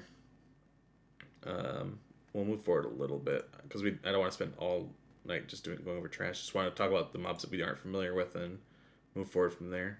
Okay, so once we clear all the trash in here, there's the shade. We're gonna leave one mob alive, and it's gonna be tanked up. He doesn't really let you see it. Oops. Just hoping I can get a better view. Maybe I just have to do it before the fight starts. So I can't really see it, but up on top here, there's a bunch of channelers. He'll kind of sway back and forth. The channelers are all around the shade, and we're going to take this one mob, and we're going to place it directly underneath the shade. I'll probably have maybe Cord do that. And when the fight starts, all of the warlocks are going to be seeding off of this target, because if it's placed right in the middle, it'll hit all of these ads and do a bunch of damage. There's going to be some people who are assigned to DPS up at the top, and there's going to be some people who are going to be set to DPS in the bottom. Basically melee plus a couple of others, because when the fight starts, these channelers don't do any damage, but they need to be killed in order to progress the fight. But when the fight starts, there will be some ads that spawn out of the sides, both where he is at and on the other side of the room. So there'll be 2 tanks. It'll be myself and either Chetty or Gorg, whoever feels like it is going to be the tank on the other side. There's going to be a few ads that come in. You basically just kill them. They have different abilities. It's not really worth going into the abilities that they have, to be honest. There's going to be a defender that's going to spawn separately. That is going to need to be, if whoever's over here, if it's me or someone else, you need to hit a big ability on that. Something that's going to do just a bunch of initial threat, because he's going to ignore you. He's going to run to the middle where a comma's at, and then once he's in the middle, then he decides, do I have threat on someone? And if yes, then he goes to whoever has the most threat. So he'll run to the middle, and then he'll zap back, because it's just how his script works. The other side has channelers that come in. So those channelers that are up top, there will be additional channelers that come in. You can't tank them. They just run past you and run up and add another channeler to the fight. Those just need to be added to the things that we need to kill, essentially. But each side has these 3 other ads that come in: the Elementalist, the Spellbinder, and the Rogue. Rogue's not really a big deal. Generally, you want to kill the Spellbinder. If you're assigned a DPS, I would say Spellbinder, then Elementalist, then Rogue, if you're trying to pick a kill order. Although they all die pretty quickly. But that's the order that I would kill them in. I wouldn't worry too much about the Defender. There's going to be more Defenders that spawn. Not really a big deal. But just cleave them down. They'll die. And you see that Spirit Binders can heal them all almost to full if you leave them. So try to finish those, like you said. Or at least interrupt. So are we just going to heal through the Rain of Fires on the melee? It's only like 3 to 4k every 2 seconds of DPS if they're standing in it. And generally trying to move, there's rain, but it's not a big deal. Well, there's nothing up top to heal. Like up here, there's no damage. The only damage is whatever is on these sides here. It's just because like what I saw is the Elementalist cast Rain of Fire on the melee, so that's about the only damage I think that goes out. Yeah, and that's pretty much it. I mean, there's no other fight, or there's no other damage during the fight. It's whatever. You can see he just got melted, anyways. Yeah. So when the fight starts, he slowly moves towards the middle to begin with. Important to note that means that if you are DPSing the ads, you generally want to start with the ones on the far back side of the platform, because we want to make sure that we're killing from the back to the front. He will start to move towards the boss very slowly, and as the channelers are killed, then he moves faster until he gets to whatever speed this is. Still one more channel left, so that has to be killed. Once he gets to a comma and all the channelers are dead, he fights a comma. There's no tanking. If there's no ads up, there's literally no damage. Important to note that means that healers, you just DPS. It should be very easy. We just hero here. Actually, we probably just hero for the trash, because this part of the fight is super simple. We would probably hero just to kill all the channelers, to be honest. You have to kill him before he kills a comma. And you can see with this group here, I mean, he's at 30%, a comma's at like 70. There's no way you don't kill him in time. Very easy fight. It's a 1 minute enrage, right? On that phase 2. No, it's just when a comma dies. But right. you don't get there. This is the easiest fight in the expansion, including like 10 mans. Yeah, I'm pretty sure you can't heal a comma. You have to kill him before he kills a comma. That's it. Okay, just because I saw like in the healer guide from it says like you have exactly 1 minute to kill the shade before it kills a comma. Yeah, I I've literally never seen it happen. So it would only happen if like somehow we lost a portion of our raid to the other ads. I don't foresee it ever happening. If you run out of this room too quickly, okay, there they got the stealthers. Before the roleplay finishes, you can get all this aggro. Yeah, once the roleplay finishes for a comma, all the Ash Tongue become friendly. So just keep that in mind. That's why you do them first, because then you can skip some of the trash. And you get the teleport now. All right, and then they're on the way up to Gorefiend here. Some new mobs here. The champions, the guys with the swords here with a star. They do like a frontal conal attack, and their other ability is they'll take their sword and they'll throw it, and then wherever they throw it, it's gonna spin and do damage there. So when you see these guys with the swords, watch where they throw their sword at, and then move away from there because it does a bunch of damage. And it'll be very visible. I mean, it's a very shiny sword. It's got some, an enchant on there that's pretty easy to see. To be honest, the Reavers, I don't even remember what they do. They just die. I don't think they do anything remarkable. The Houndmasters, the only thing that they do that's really annoying is they do a freezing trap. That's like an AoE freezing trap. It can be dispelled, and then they do a silencing shot. So just be mindful of that. These are not a big deal either. Neither are the hounds. Hounds just attack. These are more of a danger if you get these in conjunction with something else. These should die very easily. Just trying to hope that we can see them throw the sword so you guys can see that, but he didn't really get a good visual on that. There'll be more of them. Hopefully I can see that.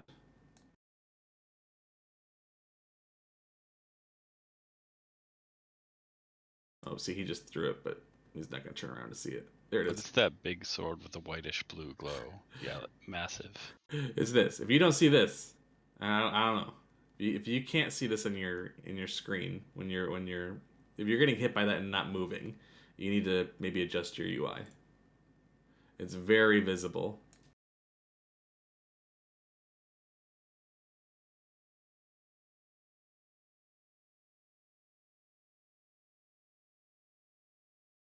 All right, top of the stairs. There's a group right around the right here. Hold on 1 second.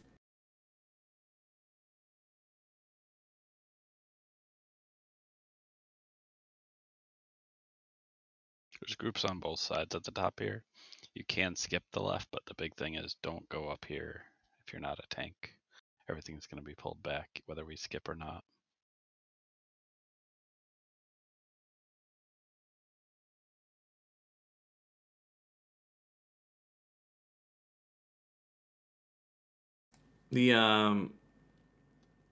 The blood mages do like a siphon where they draw your blood and heal, so we kill them first just because they're annoying.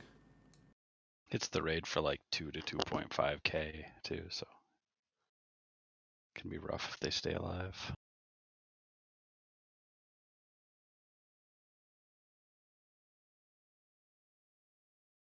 And this group is more of the same stuff.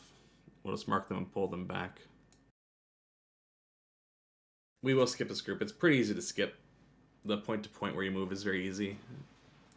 I think they actually messed it up in this video, but that's not because they... Actually, you can see where this guy's standing. Do not ever stand here.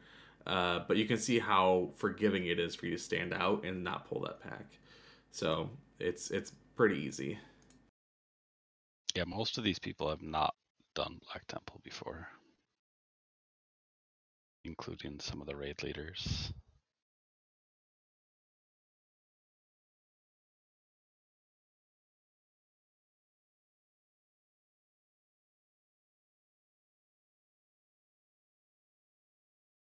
All right, and then I know there's a wipe here, but what we're gonna do is from that corner, you basically run straight to this corner, and you won't pull. This pack, you can do one of two things. If there's a patrol of these hound guys, like I said, they're not a big deal, but you don't want to fight them with other things. So either they patrol around the whole room. You can either wait until the patrol passes, and we can fight them up here, or you can pull this back to where you fought the other groups. I think what they choose to do is fight in the middle, and that doesn't go so well. These little guys, the soldiers, don't do much of anything. They'll just AoE them down. However, the Weapon Master here and this is the only place where you see the Weapon Master. He, like a warrior, can be in any of the 3 stances: Berserker, Battle, or Defensive stance, and he has different abilities based on those stances. And they get caught off guard here because the last time they fought him was in Defensive, and here they weren't ready for him to whirlwind and just chop down the raid. And so you can see that's not so good. You don't want to be standing in that. And in their panic, they move out.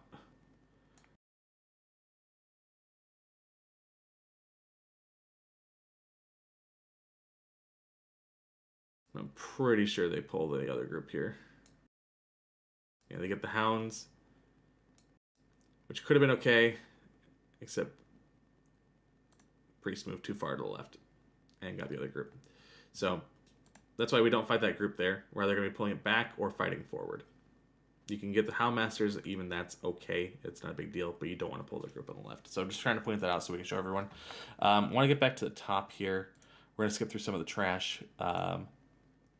When we get to the top of... So once you get through that room, there's a ramp. And at the top of the ramp is the outside here. We're going to be going around the outside to the left. You can skip one of the groups. I do think I need to skip forward because they try to do some cute stuff. You can't sneak by this group. You have to fight this group. It's got some more of the Blood Mages. It's also got a skeleton up there. Skeleton does a whirlwind. So I think it's the right one. Is the whirlwind or... He does something that we all stayed away from in his ranged. I don't remember what it was.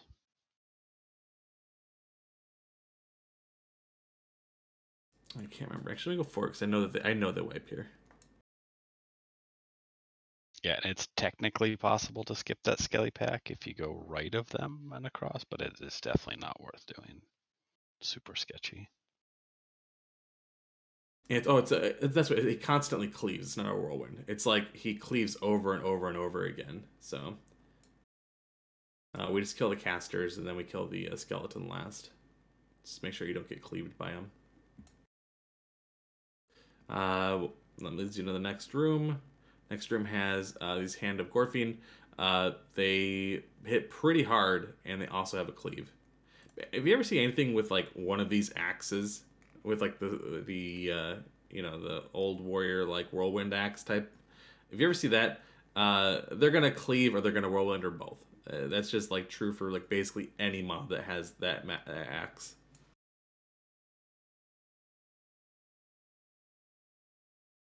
All right, and there's only 2 packs of these 2 when you get into Gorfine's room. Let them call the other one here.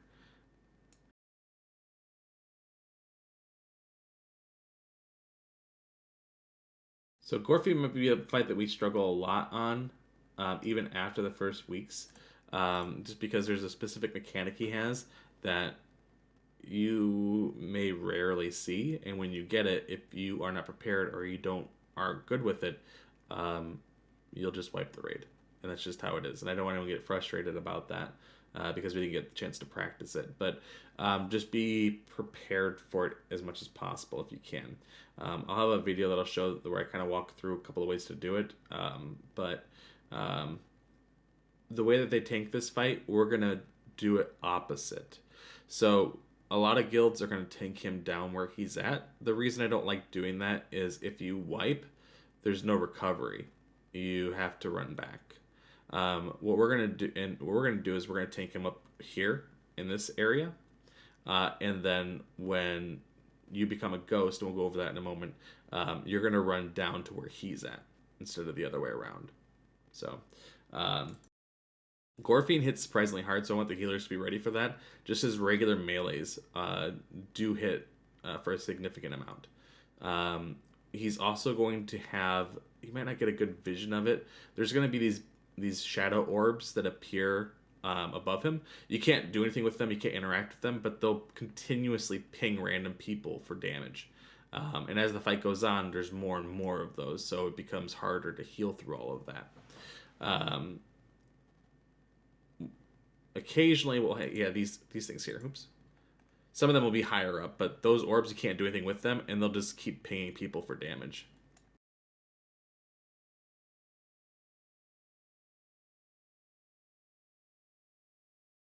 From what I heard, though, he doesn't hit as hard as like he did on private servers. It's No. more of a snooze fest on the version we're getting. Yeah. That's true for a lot of bosses, but he hits harder than other bosses. So just be prepared for that. Eventually, someone will get a Shadow of Death on them.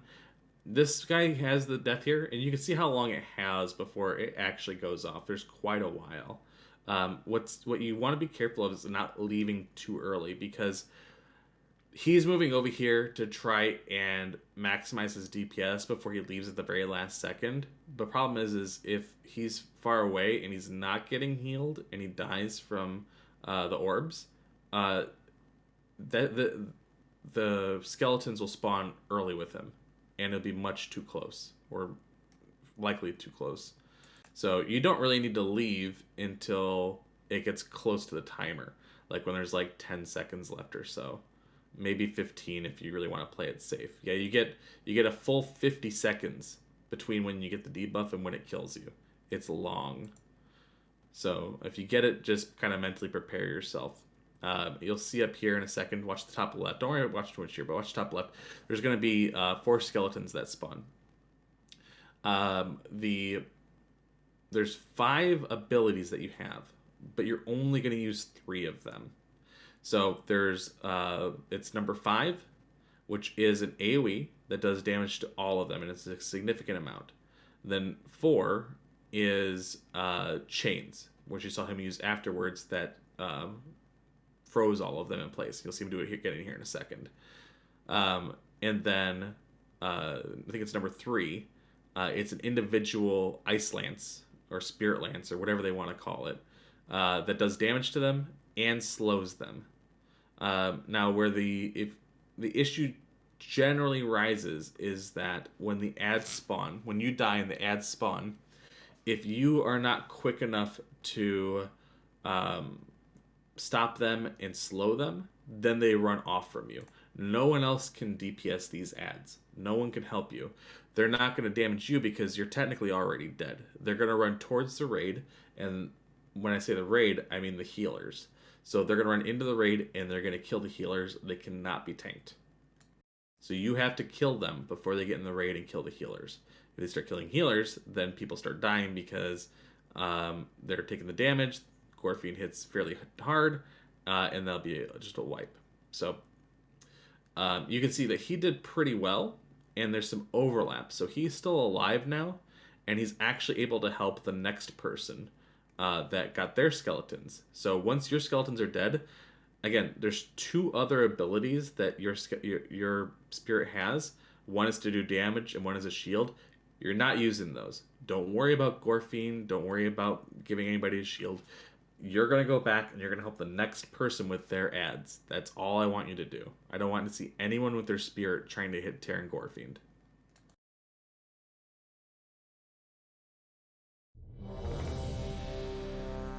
That's pretty much it. Like I said, that first person that had the skeletons, if they didn't know how to do it, or they messed up the abilities or whatever, that's it. The raid wipes. They just run into the raid and they kill people. And you know, you might get it week 1. You might not get it for months. You might be lucky and you don't get it until like 3 months from now. But you can imagine like getting it 3 months from now, and we're clearing all this content easily, and then all of a sudden we have wipe after wipe on Gorfine because people are getting it that have never had it before, or have never had it first. Like maybe you get it, but you've had someone who did it well first and helped you kill your ad, so it felt really easy. Let me see if I can find my video that kind of I made like a mini tutorial for it. Let me see if I can find it. So these abilities will be on your pet bar. It's kind of annoying. You can macro them into your normal bar if you want, though. Just do like /cast spirit chains, spirit lance. Like you could put them into your normal bar, and that's what I'm going to do to make it smoother. But if you do not macro them, you need to confirm that you have your pet bar showing if you're not a pet class before we go into PT.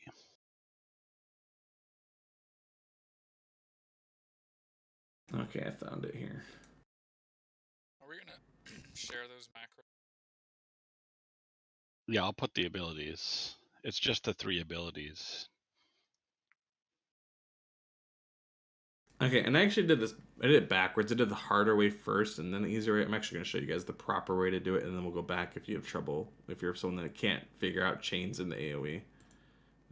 Let me see here.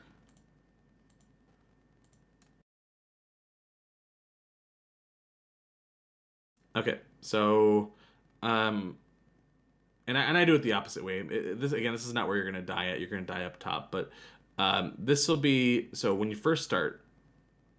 Again, he's going to kill you. First thing you want to do is you'll die, and you want to volley right away. You can. I used it immediately. You can see the bolts going out here, but you want to AOE. It does not slow them. Remember, so but does a bunch of damage to all of them. So you want to AOE, then chains.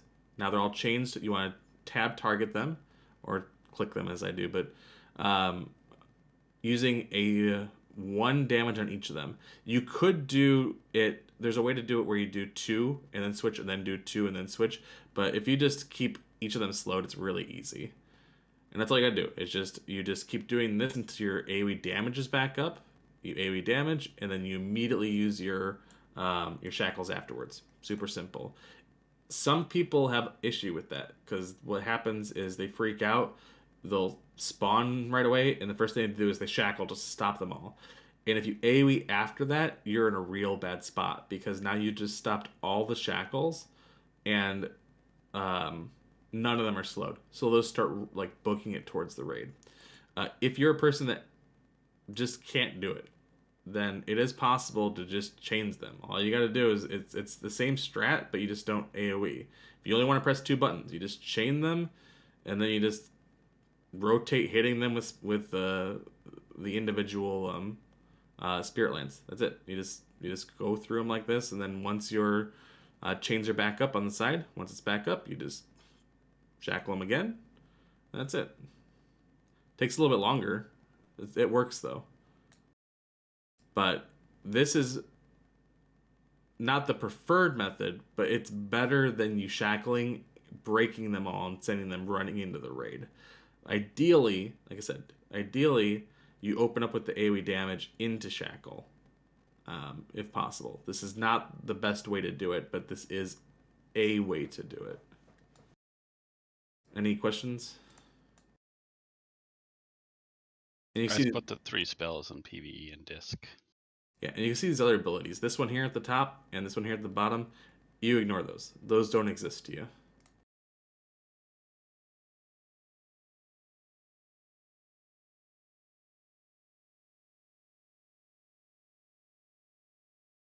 And that's pretty much the whole fight. It'll write on the backs of whoever is chosen that week to bless the raid, either with a easy boss or a wipe. No pressure. And also, if you're helping someone, make sure that you let them lead with the AoE. Like, don't try to like also AoE damage them. With the 2 of you, it'll die so fast. But you can let them. Whoever's dying is responsible for getting the first AoE and the first shackles. After that, after they're all like popped or whatever, then sure you can do your AoE followed by shackles. It's kind of overkill, but yeah, you can absolutely do it. But let whoever's going first handle it, so that you're not both just trying to AoE and then breaking all your CC. Yeah, never do the AoE without the shackle right after, just to be safe, even if you're helping. And then we can move forward to.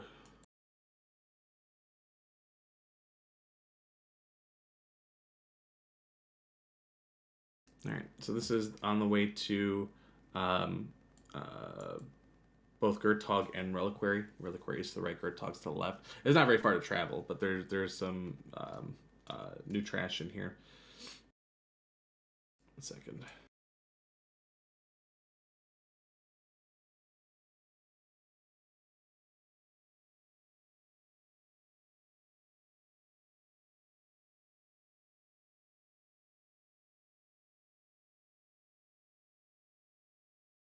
All right, so these hounds here are very easy.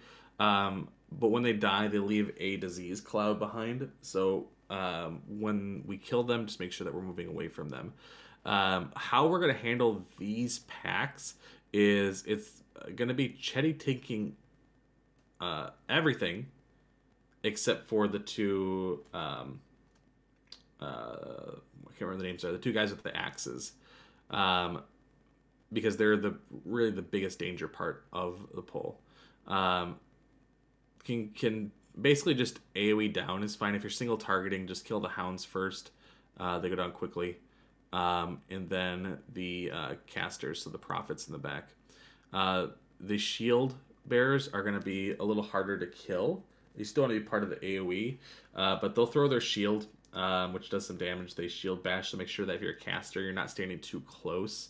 They have shield wall, which is why generally they're not going to be the ones we want to focus down. But the Blade Fury guys need to each be tanked by an individual tank. You can see when one of those gets into the raid, the whole raid takes just a bunch of damage. They drop threat, and then they run off, and they Blade Flurry. So they have to be taunted regularly. So one tank can't hold them. So that's why we have to assign both like myself and Cash to those while Chetty gets everything else. Melee, you don't want to go in on those. We'll try to hold them close to the group to be able to be AoE'd, but melee, make sure you're not in range to be able to get hit by them because they do a lot of damage. Overall, pretty easy pulls as long as those don't get free.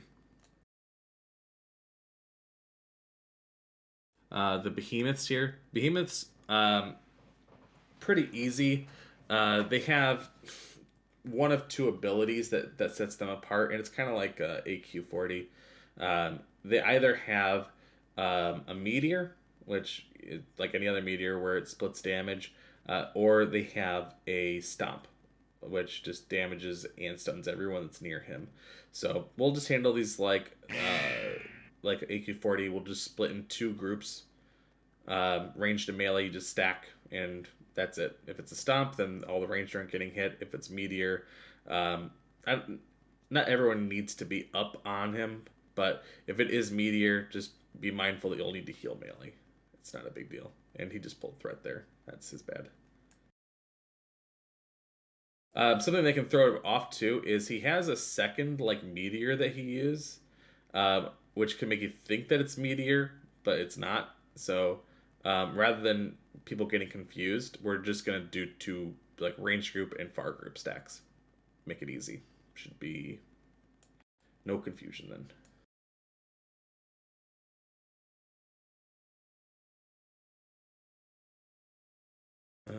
Looks like they're clearing over to Gertog first, which is fine. So just more. I'm gonna skip past all these groups with the same guys, just to save some time. You get some more pulls with basically the same pulls. These ones down here. These guys aren't too remarkable. They were a lot harder on the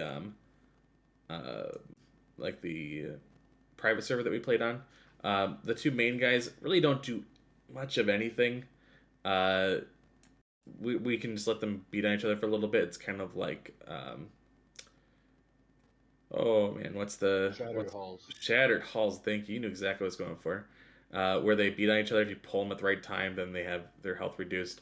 The smaller guys, they do put a debuff up, but they die so quickly that we're just going to hold them and AoE them. I remember we used to have to like kite those, and these were actually very dangerous pulls. These behemoths, there's a couple of these that patrol around, just like the ones in the previous room. But those packs are for those of you that played on VOA, they're much easier than they used to be. And then there's just a couple more pulls of those packs before we get to Gertog.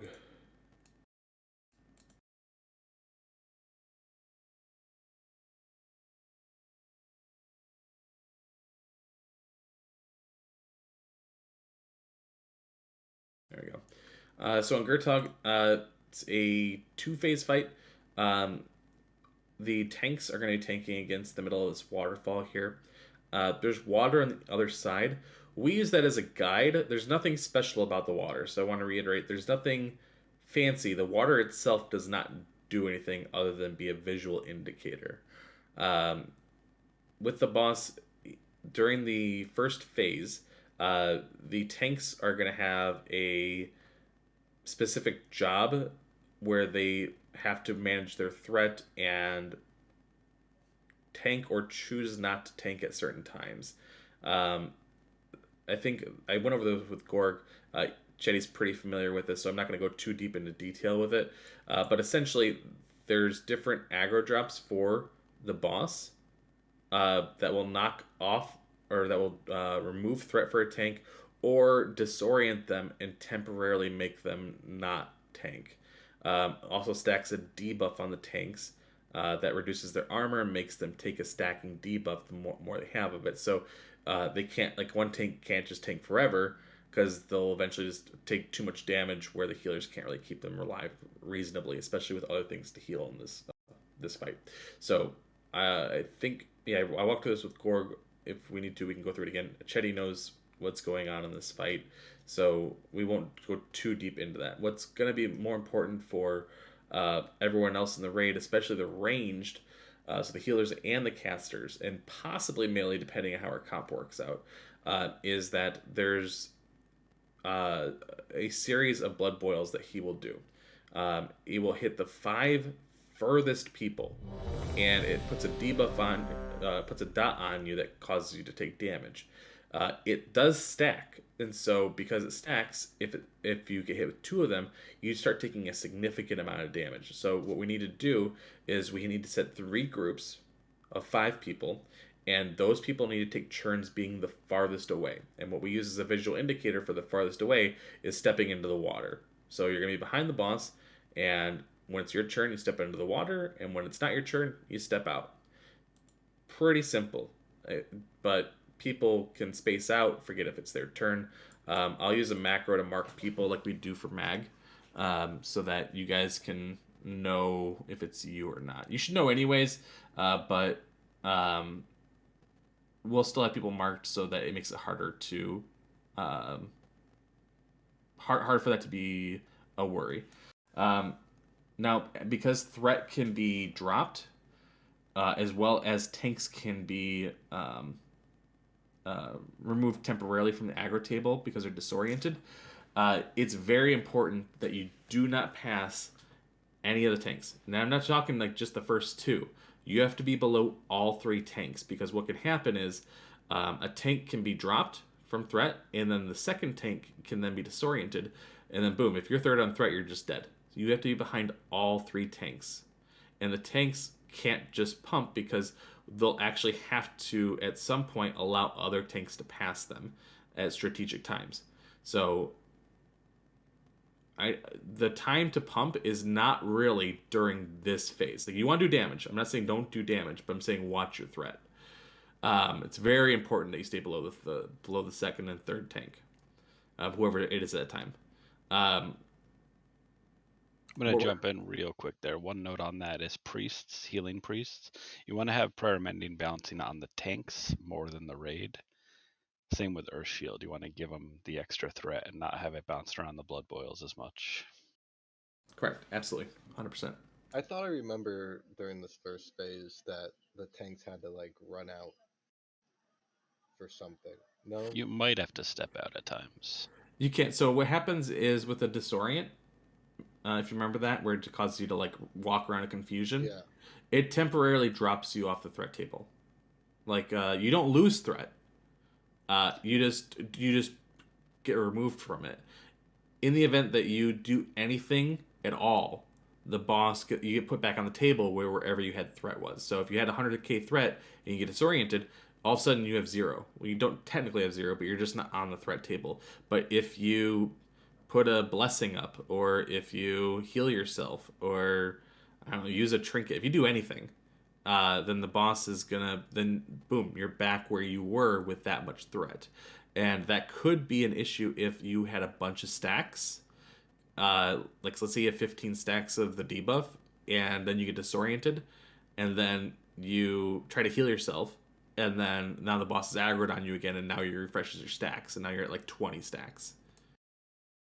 So I gotcha. But there's no reason to actually run away from the boss, right? sort of, because he has a cleave. So if you don't, Okay. Yeah. Okay. That's what it is then. I couldn't remember why I remember running out from away from the boss. right, and that's what's going to go to the next point Gotcha. here is that when we're fighting him, if you look where this bear is at, we're going to do a triangle. Melee DPS is going to be in the back left leg. Whoever's tanking, you can either be up front if you're trying to get threat. Chetty probably doesn't apply too much to you because you unless you need mana. Standing in the front, you don't need rage or anything. But for like me and Cash, if we're fine on rage and we're just trying to get some threat without getting hit and getting stacks, because the cleave also applies the stacking debuff and refreshes it, then we'll be off to the back right leg. That way, if we do get aggro, it doesn't turn towards the melee. So if we get aggro, then we can then turn towards the other tanks, or just hold it there for a second if we don't want to cleave them, while the melee is still safe.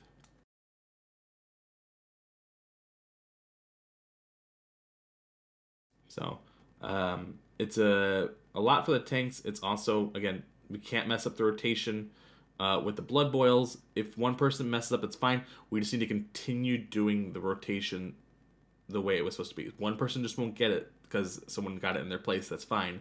You're not jumping in somewhere else. Don't offer to make volunteers to switch unless I ask for it. Don't just jump in thinking that you're going to be the hero that takes it for someone else, because you might just throw off the whole thing. Because we're going to have people in groups specifically so that we can AoE heal them. So if you think, oh, I'm a rogue, I'm going to go run off and get that blood boil because someone said that they missed theirs last time. Well, now you're getting it in a group that's not in an AoE heal group, and it could cause issues. Damn it, Vic. Question on phase 1. How many stacks are you guys going to? I would say like 10 is when you want to start thinking about a plan for switching. I would say not higher than 15 if possible. Okay, because I know it's 600 damage per stack, so per second. Well, it's not just the damage, it also reduces your armor too. Okay, I didn't know that part. I just knew what the damage per second each one caused. Yeah, it's 500 armor a stack that it reduces. But we can't switch too often because of the other disables as well. The 8-second strike. Well, because if you try to switch naturally, and then the other tank gets knocked back or dazed or whatever, and that goes back to you, well, now you're getting a lot more stacks than you intended. So it's going to be a communication thing based on the tanks. There's not really going to be full healing assigned to each tank. It's more going to be healing assigned to the tanks, if that makes sense, and you're going to have to try to figure out who's currently tanking and who still has a giant dot or whatever. It'll change every week. It won't always be the same. Just make sure to target a target. Okay. Well, no, because also the tanks that aren't tanking are going to be still left with a large dot as well. Or maybe, anyways. Yeah, and then... One second here.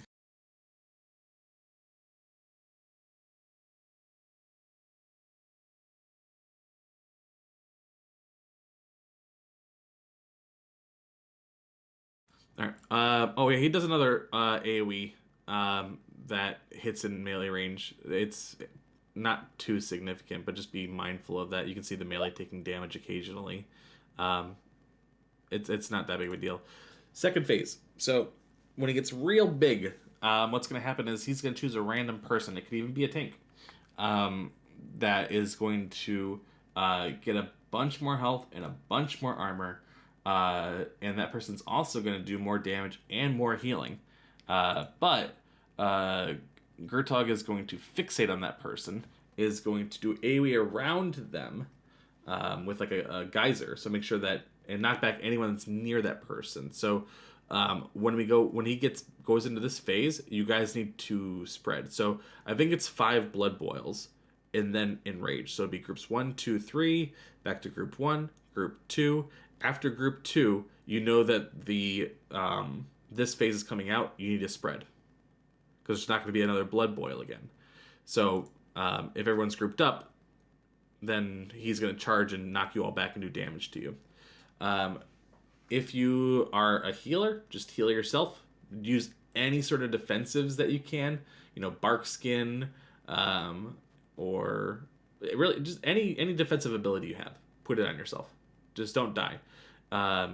If you die, so I should also say the boss gets additional damage and attack speed as well. He does a ton of damage, even though you've got I think it's 30,000 more health.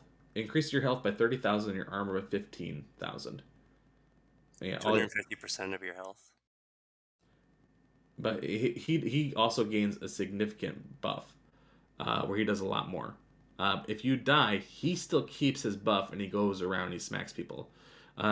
Now this is when you really want to pump if you're DPS, because during this phase, you can't really see it anymore because it's fading, but you get a buff, or I guess debuff technically, called Insignificance.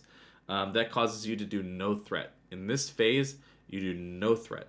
So you can just pump as hard as you want. This is,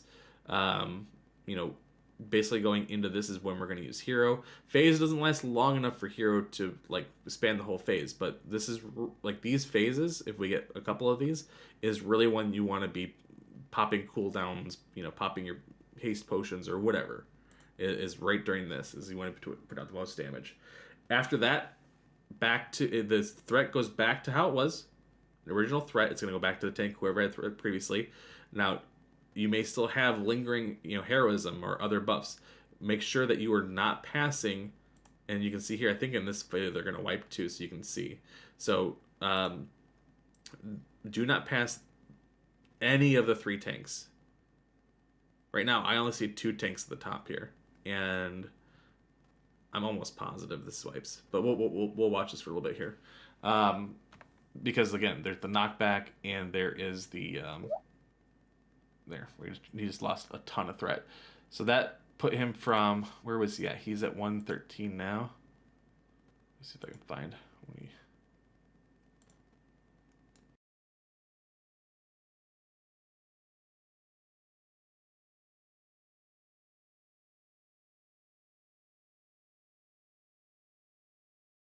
Sorry, I'm just trying to find it to kind of give you an idea of how much threat he loses here. 1 second. While he does that, on the fixate, he's going to destroy people, especially if we get a holy priest or a mage with the fixate. It's important to know, Pallies, that if that person is about to die, you can safely bop them, and Gertog will stay on the fixated target even through bop. So you can save people in the raid with a well-timed bop on this fight. So my question on that was, are we going to leverage our pally bops and just use them to make it smoother?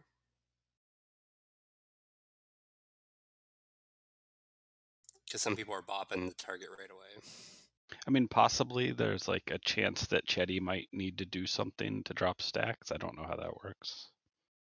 No, I could bubble and then bop somebody else, but all right. So that's pretty much what I do on this phase, is just have who's ever tanking targeted and then bop them if needed, or yeah. So there's a good chance we'll just use the bops, but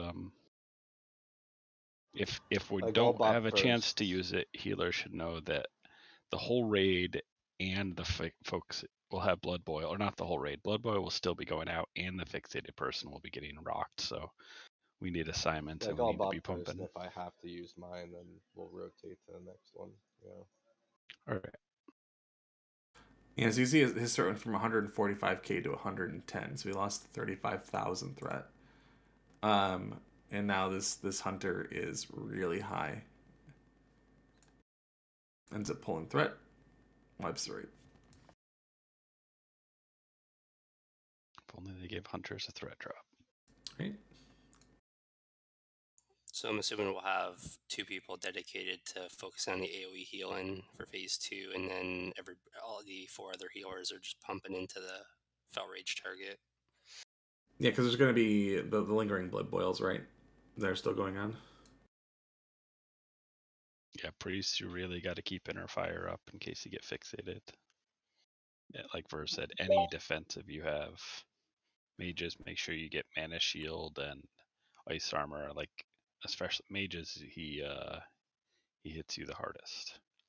The other question on that, whoever's the fell rage target, are we just going to the waterfall where the tanks are originally? Is that what we're going to face them towards? No, they're going to stay where they are, and we're going to be spreading out right before the fixate comes, when the blood boils end. And then that person's going to stay still, and anyone that's next to them is going to move away. Because he has a clone, does he not, for the fell acid breath?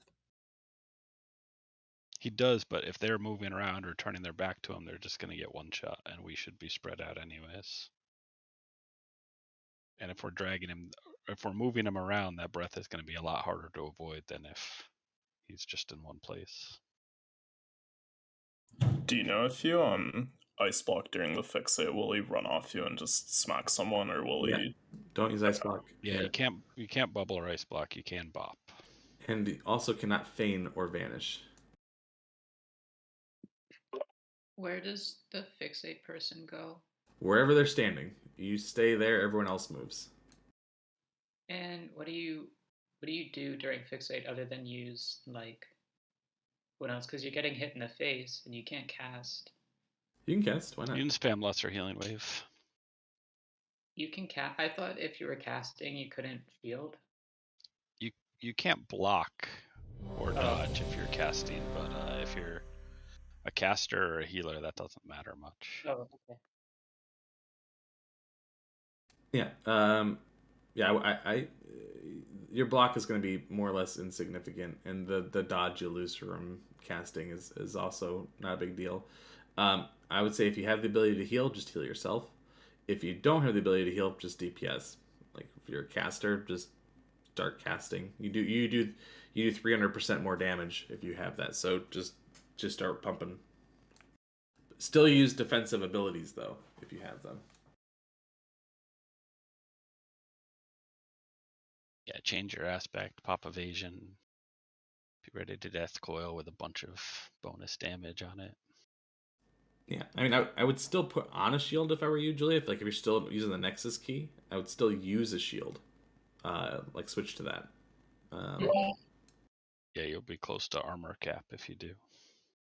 Right. Well, we can skip past that because basically you guys saw the whole fight. Let's get past and go to. Okay, so just to recap quickly, we're just going to do the bop on the second phase for the 10 seconds, and then we'll just have 20 seconds of massive healing on whoever, and then back to phase 1 on the normal tank rotation.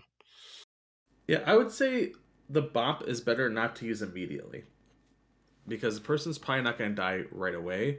I prefer, honestly, to use the bop if there's like a giant hit where the person can die in the next hit. Does that make sense? Because if you bop right away, it has less of an impact. But if all of a sudden they get chunked for like 80% and then you bop, then it's super impactful because there's time to heal back up. Okay, yeah, no, I just, it depends on how quickly some of the healers are for their response, I guess, on the fixated target, if it shows up in their UI or, DBM called marks it, which it should. That's all. Yeah, and also if it's a melee, that lets them get some triple damage out for a bit because they won't be able to hit through bop. But just if it's a squishy person, be ready to bop faster than otherwise. Okay, that answers. Thank you. All right, and then we can skip past this part here. It's just another one of these polls that we've already gone over. I think I missed Julia's question, which is probably similar to mine. Is if for Shadow Priest, should we just stop and heal then if we get fixated? No, I would use because you're going to heal your group, Embrace. right? Vampiric Embrace. You're going to heal. You're also going to heal your group, which is nice because of the blood boils. I would just keep going. Okay. Just make sure Inner Fire is up. Power Word Shield yourself when it's off. Weaken Right. Soul and Pump.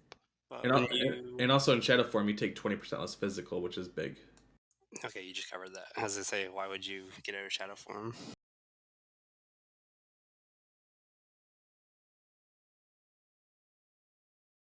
All right. On the way to Mistress, there's actually a lot of trash on the way to the Mistress, but a lot of it's AoE trash. These packs here with like you'll see a bunch of like concubines and whatever there. Those just get pulled in AoE. There's a couple of these packs here with the Priestess. They will generally have this bind between them That basically just splits any damage that they take. So you can, most of the time we're going to cleave them down. The difference is not this priestess, but the other one has like a form that they switch into that reflects damage. So you have to be careful when they do that so that you're not killing yourself.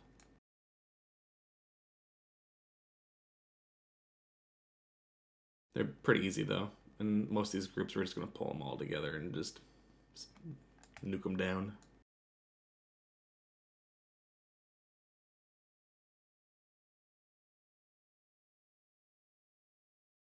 Yeah, I think they can go like immune to spells or reflect physical or something. You might have to switch targets, but they're not hard.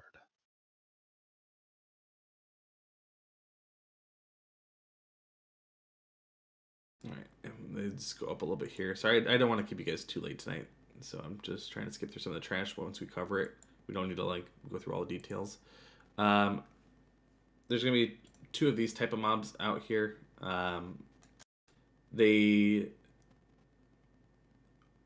One of them creates images. I think it's the darker one here. Yeah, no, the lighter one. Creates images, and those images will whirlwind, so just move away from them. They're, as far as I'm aware, not tankable. And then I think they randomly increase or decrease your damage. It's really weird. So it's kind of a non-issue. And then the Mistress of Woe. This one puts a curse on you. And it does damage to you over time.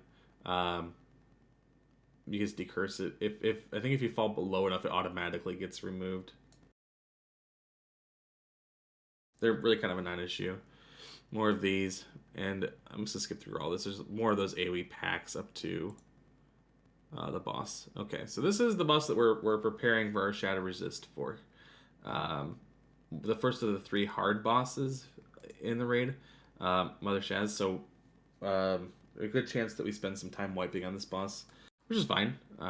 Progression's good, but again, make sure everyone that you are preparing your Shadow Resist. If you haven't already and you need some assistance or some guidance, remember that we're going to be providing cloaks with Shadow Resist enchant, even if we have to buy some of the materials week 1 for that to get in that spot. As well as we provided some gold so you guys can get some enchants or other gear. You should be in a pretty good spot by the time you get here. So what we're looking for is, I think, is what 174 unbuffed. So without any like self buffs or like prayer shadow protection or anything, you should be at 174 before you walk into the raid. Also, if you're an engineer, you make rocket boots. They're super helpful if you get fatal attraction. And make sure everyone has move speed, either enchant or through talents. It is super important. We're going to be splitting into, we'll have to play around with it, 2 to 3 groups. Outside of the caster group, or outside of the melee group. It'd be easier to explain once we actually get the boss pulled here. So the first thing that's simple is the boss has a Saber Lash. It's an ability that does a ton of damage, but it's split between 3 targets in front of the boss. So the 3 tanks are going to all be standing in front, and every once in a while they're going to take a big chunk of damage. Pretty straightforward. Occasionally the boss will teleport 3 random people in the raid. Anyone that's not a Saber Lash target. So it could be anyone but the 3 tanks. Will be randomly teleported somewhere around her. And you'll be bound together. And you'll be given a debuff called Fatal Attraction. And Fatal Attraction does damage to you and to everyone around you. It starts at 1k and then it ramps up to 3k each time it bursts. So the only way to get rid of it is you have to quickly move away from the other people that have it. Once you're far enough away from the other two people, it breaks the link, and then you no longer do damage. Again, you're not only doing damage to yourself and those other people, but you will do damage to anyone near you. So as you're running, you cannot just run through other other groups in the raid that are going to be spread out. So you have to find a way that you're going to run. There's going to be a weak aura. We haven't tested it, but there's going to be a weak aura or an add-on or something that we're going to use that's going to give you a general indicator of where to run. However, that's not a hard rule, because it doesn't, while it automates some of your decision-making process, the decision is always to run away from the other people, because they might get confused and run the same direction as you, and saying, well, that's my direction, is not valid. You need to run away from them and not into other groups. If you take too long to do it, you will die, and you will kill the other person or people that are attached to you. If you run into the groups, you may kill those people as well, because you're going to be doing upwards of 3k to everybody quickly. That's all around you, and that will wipe the raid. And it can teleport anywhere around her. That also means it can teleport directly on top of the groups, or even directly on top of the tanks who have no shadow resistance, who may have just gotten saber lashed. So that's the biggest, scariest part of this fight, is that fatal attraction, and biggest reason that we have the shadow resist. Now, there are other attacks that she does during the fight, and you can see they're split in multiple groups. I believe, yeah, there's a group behind them as well. You can see they're kind of spread in a triangle here. Yeah, there's a few spots where you can limit how far you get hit in the air. That's what they're using those statues for. During the fight, she'll give everyone these prismatic auras. If you are a caster DPS, you want to be mindful of which prismatic is up. Each prismatic will reduce one of the damage schools you do and increase another one. So if you are a firelock and your fire gets reduced, you probably want to switch to shadow. And if you're a mage that's arcane or fire, and your damage gets reduced, you probably want to switch to a different type of damage, particularly if something gets buffed. So just be mindful of that, because it can make a significant amount difference in your DPS. So there's probably weak orders for that too. I'm not sure, but I would imagine that there is, because the debuffs are different, so it'd be pretty easy to let you know what type of school you should be using at that time. The boss also does beams into the raid. So it's another reason that we split up into different groups, is instead of just stacking all the range together, we split them in various groups. So she'll do, and she'll probably see them regularly on this fight, because she does an AoE silence too, so not everyone can stack near her, because she silences everyone near her. But she'll do beams, 1 of 4 beams into a group, and it hits the closest 10 people in those groups, and either does shadow damage and knocks you back, or just does a ton of shadow damage. One of them does like 7,000 shadow damage, or it will do put a shadow dot on you, or the worst one is it burns your mana. So, but all those are resistible by shadow, which you should already have on you. So, but just be mindful that those are going to be going out, and it's another random factor in the fight. So that plus the prismatic auras are some of the random factors, as well as who gets teleported and where they get teleported. I'm hoping we can see some of the people who are getting teleported. So any sort of movement you have increasing is really important. So anybody out there that has regular stamina on boots or whatever, the minor speed really does help and could prevent bursts of the damage from going out. If you need enchanting materials, they are free in the guild bank, so just please use those if you don't have the movement and speed increase. But any questions about this fight? Rocket boots, if you have them, are really good to get away from the if you get teleported for fatal attraction. Rocket boots, if they don't fail, will get you away basically instantly. Mages blinking out, making sure that you're not blinking into a group, but blinking away from people. If you are in a group, if you're in the 3 group and one of the chains gets broken, instead of trying to continue in a triangle shape, just running directly away from the other person, if that makes sense. I think you can ice block it too, but I'm not 100% on that. I'd say just blink. If you blink, you've basically broken it already. Yeah, and if you wait 1 second to see where the other 2 people go, it helps a lot, because if you blink, they might not see which way you went.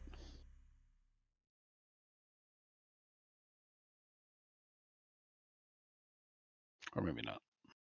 Man, the fight can go downhill pretty fast. Like I said, if you just get one bad teleport on a group, any group basically, then that group can die because everyone's getting hit all at the same time. If it goes in the tanks don't have resist, and the tanks can just die. So, likely this will be one of those fights that we wipe some before we get it down, and maybe even wipe just randomly after that. The TBC rockets fail. They don't fail? Nope. And even if you have the classic ones and they fail, you still break the beam. You gotta get a shot in the air, you just might die after.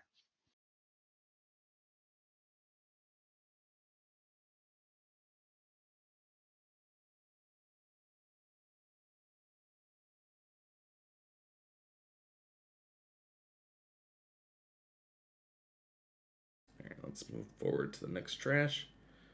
One shot the robot. There'll be a lot of these robots here. So they do 2 things. So one is they just spam everybody with these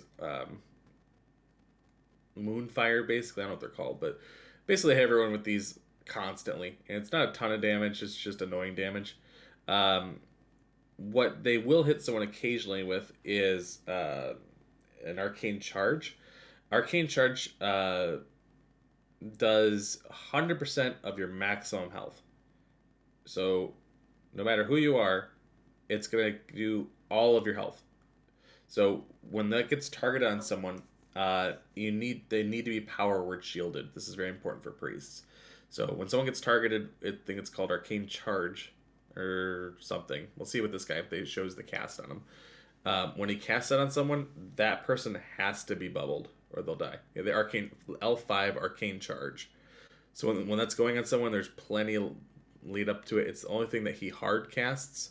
It'd be target, just target them. Healers make sure that person's healed, like they're not at like residual damage from these other like minor hits, and then power word shield on them, and then afterwards heal them right away. Yeah, so don't be putting out shields otherwise. I know you guys normally don't, but we don't want weakened soul out. So we save shield for when that comes, and then the non-priest healers top them off. And Priest's bubble. And warlocks don't tap. I do think you can disjoint it by, feigning or vanishing or using an immunity. So if you have those, you can do that too, if you don't trust the priests. Also, those thin beams of light, if you stand by those, you'll take a little more damage. You'll take damage wherever you are, but if you stand by that, you take a little more.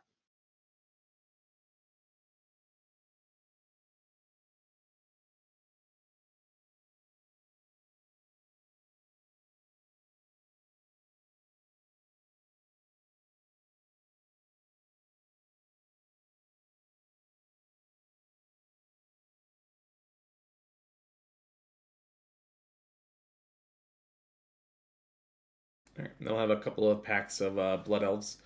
So in these packs, the dangerous one that needs to be killed is the Battle Mages. So Battle Mages are going to be priority. They have AoE that they put out that does a lot of damage. So make sure we kill those first. A couple things to keep in mind. The Blood Lords in these packs, they do have a Hammer of Justice, can be dispelled. They also have a Divine Shield that should be mass dispelled. We're not generally going to focus them first. I don't think that they use that until they're low on health. But just make sure that those can be mass dispelled. So keep an eye out for that. The rogues, they have a paralyzing poison that stuns for a long time. It's the only poison So if you see them use that on a tank, you have to dispel the poison. It's an 8-second stun if you don't dispel it.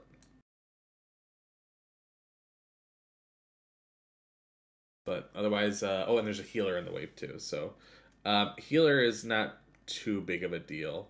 I don't think he really pumps out heals. It's more like a shield that he puts up. Yeah, the Archon. But definitely kill the battle mages first. I would say kill the battle mages first, and then you can basically kill the healer and the rogue after that, and just leave the blood lords for last. Once they put their shields up, you just mass dispel them and they die.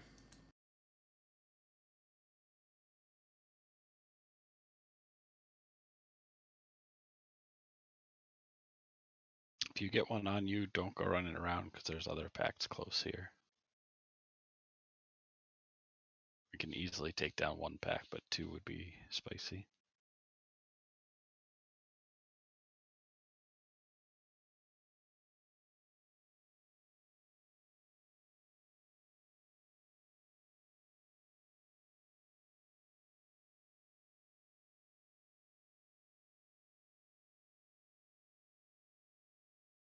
Alright, we'll skip through here. It's just another one of those packs.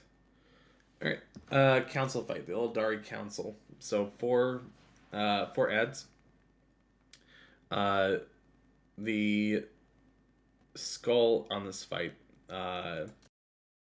is the Paladin. That's going to be tanked by me.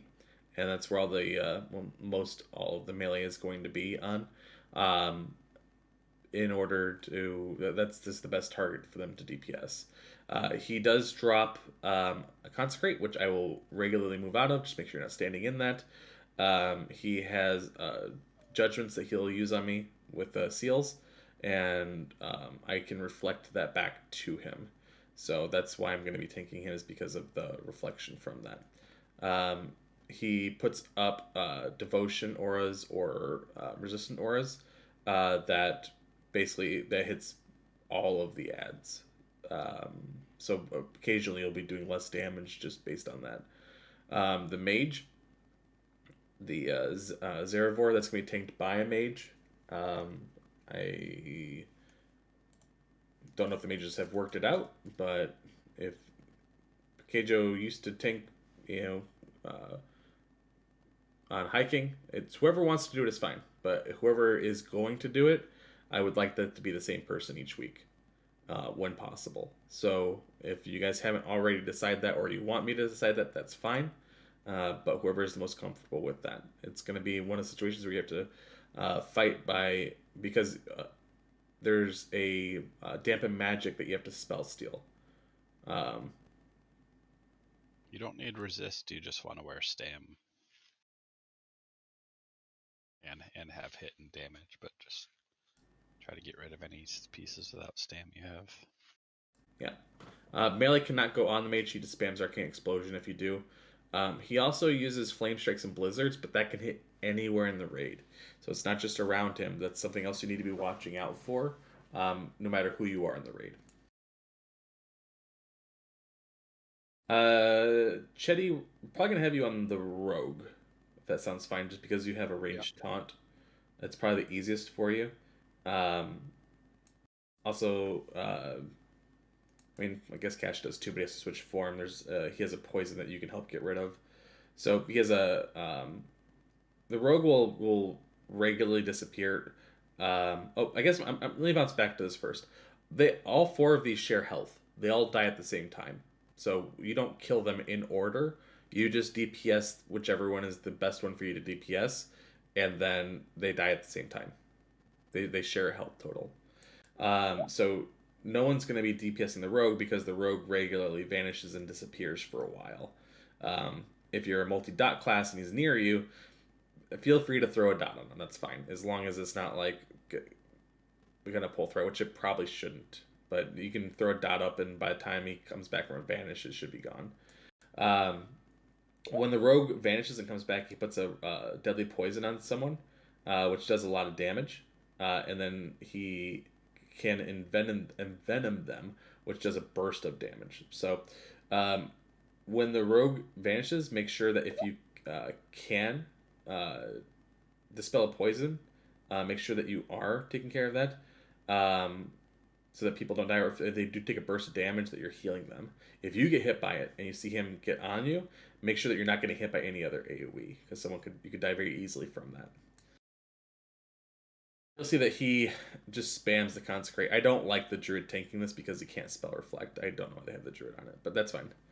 And then the last one is the Priest. The Priest is pretty annoying because she has like a reflective shield, which does damage back to you. That's why the melee can't all go just beat on her, because they'll all just take too much damage. If she didn't have that, it'd be really easy to DPS her. She does have a heal though that needs to be dispelled or needs to be interrupted. So we're going to have 2 interrupters on her. So it'll likely be probably Vec and Julia. And the reason it has to be both is because the Paladin can occasionally either bop or Blessing of Spell Warding, which is basically a magical bop. Anyone or any of the ads in the raid. So you can see it up on the other ad there. That cannot be dispelled. So if he's bopped, then someone who has magic interrupt has to interrupt, and vice versa. If it has the magical shield, then someone with physical has to interrupt the heal. Heal cannot go off because it does a ton of damage as to all of them as circle healing, and because they all share a health total, it just heals for an astronomical amount. It just does a ton of healing. It cannot go off. So basically the fight boils down, all melee is going to be on the Paladin. Casters generally going to be on the mage, unless the mage gets a shield from the Paladin. In that case, you'll switch to one of the other targets, the rogue or the Paladin, or the priest. But the reflective shield, I think, also reflects magic damage. Yeah, the problem too is that to get to the priest, you often have to go closer to the mage, and you can't do that because of the arcane explosion. So we'll normally be going to one of the melee, but can depend on where they are. Yeah. Shadow Priest, if you want to multi-dot, that's fine. It's not a big deal. But generally, the only person hitting the Paladin is going to be Chetty.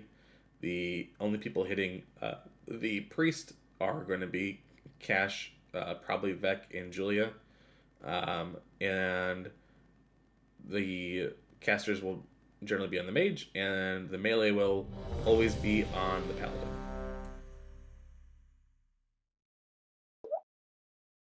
And there are lots of AoE to dodge. Blizzards and flame strikes and consecrates. Do you want to go over the healing stuff in terms of, this is like basically the 4 horsemen fight where you're relying on the healers to be on point, otherwise it's a wipe.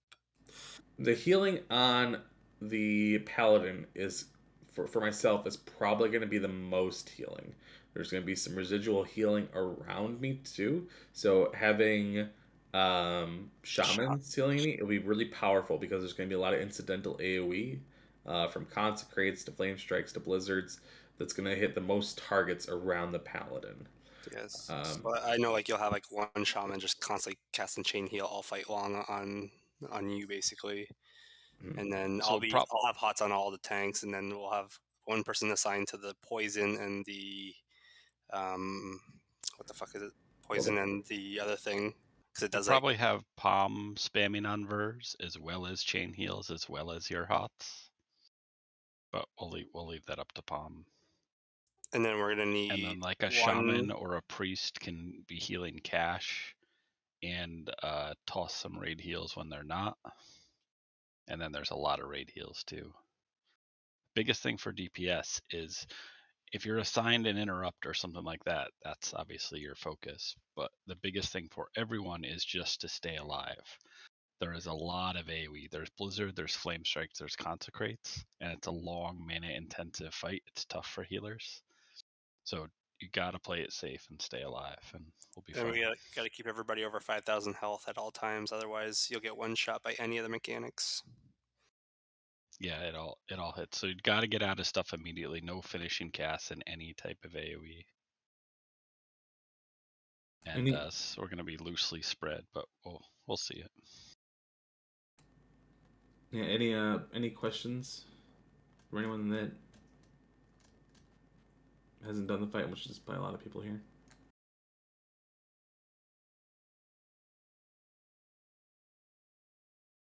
Okay. All right. We will go forward. There's no more trash. After this, you go directly to Illidan.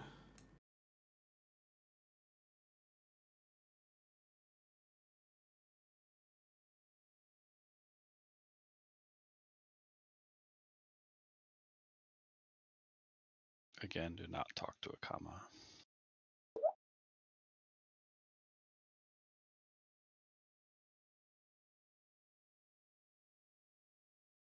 So Illidan's another fight that will need a wound poison for. He has an ability that heals him when he is on the ground in phase 1 and the final phases. It's called Draw Soul. Anyone standing in front of him will get hit for it.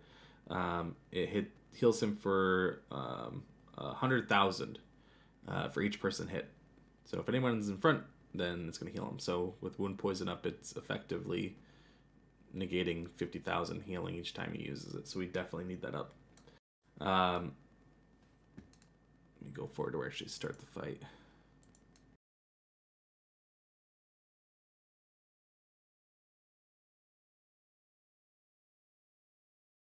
All right, when you start the fight, I have to take him over to the side here. Well, I don't have to, but I'm going to pull him over to the side. When he zooms up into the sky and comes back down like that, he's using an ability called Shear. It does have to be blocked, or it does a ton of damage, and I believe it breaks my armor. I don't remember the exact effect, but it's really bad. It's not necessarily a kill, but it reduces your maximum health by 60% for 7 seconds. And then when he'll also do flame crashes that leave behind a circle of fire. I'll just be occasionally strafing him to the side to make those into a line. Just don't move into that. Don't go on fire and never go in front of him, or that's another 50k he's getting healed melee. So just always stay behind. Right, and sometimes I have to move him, and if you're staying on that side and he decides at that time to draw soul or whatever, then it would hit you. You might not die, but you're going to heal him for a lot. Occasionally, when he's on the ground here, he'll parasite people. If you get this, we're going to have a designated area for you to run to. You have to run there. After 10 seconds, you're going to drop out 2 Shadow Fiends. And if those Shadow Fiends attack anyone, then that person's also going to get another debuff that causes them to drop more Shadow Fiends, which can cause them to attack more people to get more Shadow Fiends. It's really bad. So when they come out, you're not, if you're the person that has it, as soon as they spawn, you're gonna run away. And you're not gonna hit them at all if you're the person. You just get out. You're not gonna attack them, right? Because they might hit you again, and now you have the debuff again. It's pretty simple. It's not a hard mechanic. And we'll have people designated to hit them right away as they come out. So they are slowable, so you can use like frost traps if you need to. But I don't think it's gonna be that big of a deal. We don't need to really slow them. Maybe like a Earthbind, just make sure they don't catch people. But yeah, those are priority to kill, and we'll have some people assigned to them. They die quickly though. Yeah, like Julia could almost one-shot him with Chain Lightning, so probably like a Ellie and a Mage or something, and they'll just melt. Alright, so phase 2, Illidan goes up into the sky. He throws down 2 Warglaives on each side of this circle here. And then there's some flames that are flame elementals that are bound to each one of these.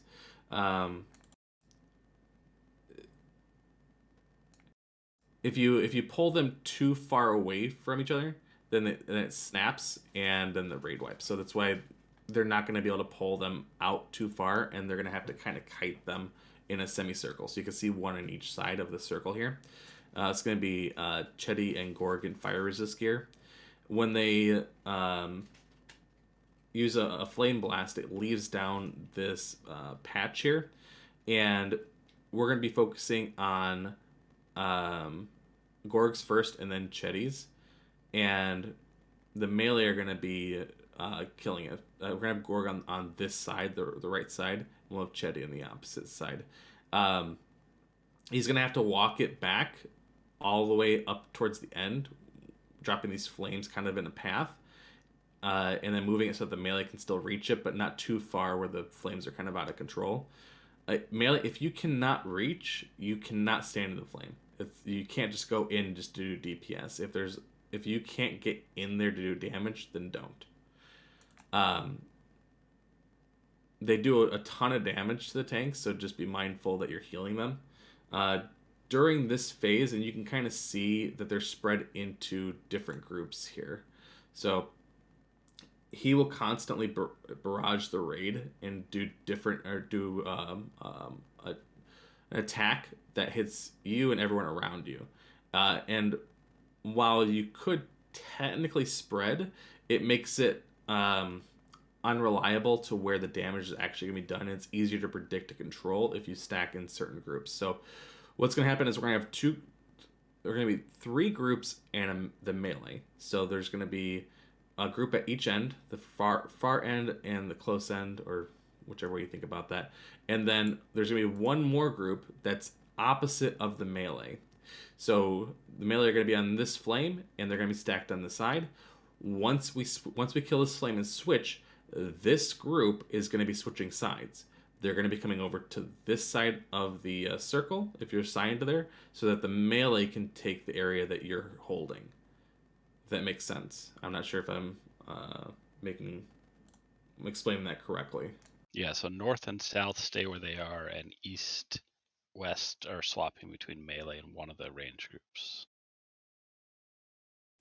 Now, another ability that he will do is Eye Blast, or Dark Barrage. no, it is Eye Blast. Eye Beam, yeah. Eye Beam. Yeah, that sounds better. He will drop this beam. It will go along the outside of the circle. If you are not a tank, this should never hit you. This will not go through the middle of the circle. That's why we tank it in here. So don't worry about this unless you're a tank. If you get hit by that, you did something wrong.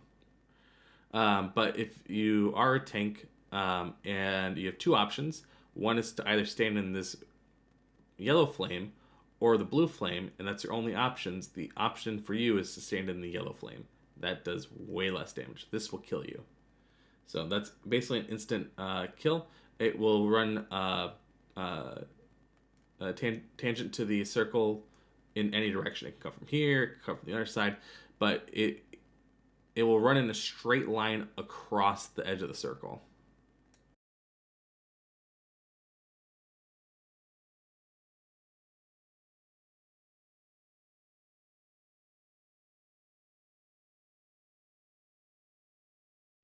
Now the another ability that he does is called Dark Barrage. You can see it's on a timer here. Healers have to be very mindful of this. When this... Are they wiping here? Maybe.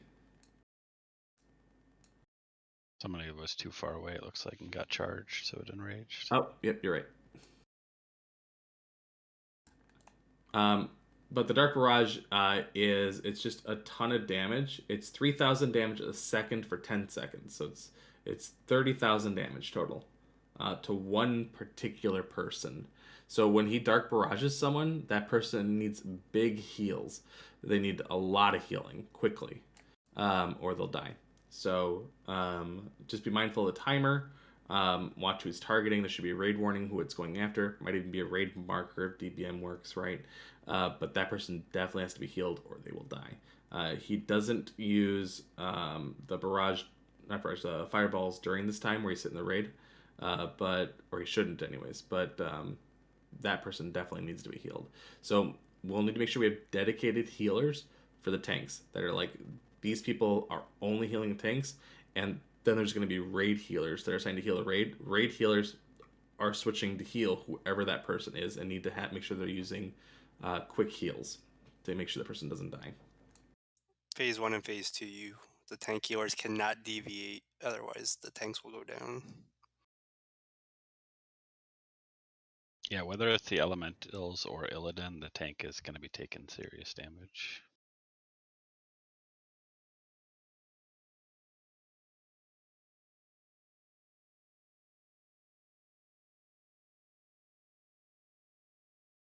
Does the Dark Barrage happen often for you guys, like when you did VOA?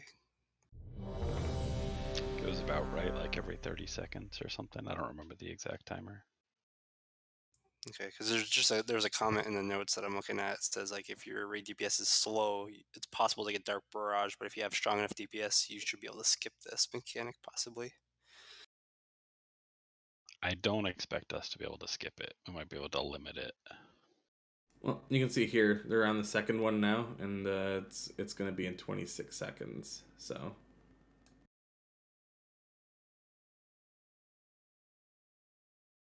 And it gets hard because you see the melee can't go in here, like, so they're losing all the DPS from the melee because they can't go through that. So you might see it. Yeah, it's 10 seconds. Their stacking isn't great either. Yeah, so the stacking, like some extra damage. All of the melee should be stacked here. Yeah, the stacking is awful here. So we'll see if there's a DBM emote for who it is, and on if there's like a raid marker. Did it go off? Or did they die? The timer started. Maybe they died? Let me go back real fast here. There's a warlock up there with a debuff on the top. I think he's getting it. IU or something. I saw a purple debuff on his frame for like the 10 seconds there, and he was getting blasted. If you just go back like 12, 15 seconds.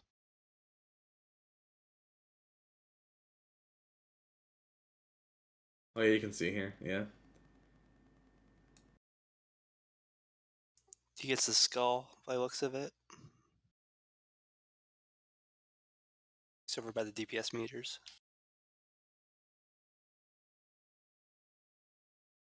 Yeah, so they do take significant damage, so make sure we're healing them.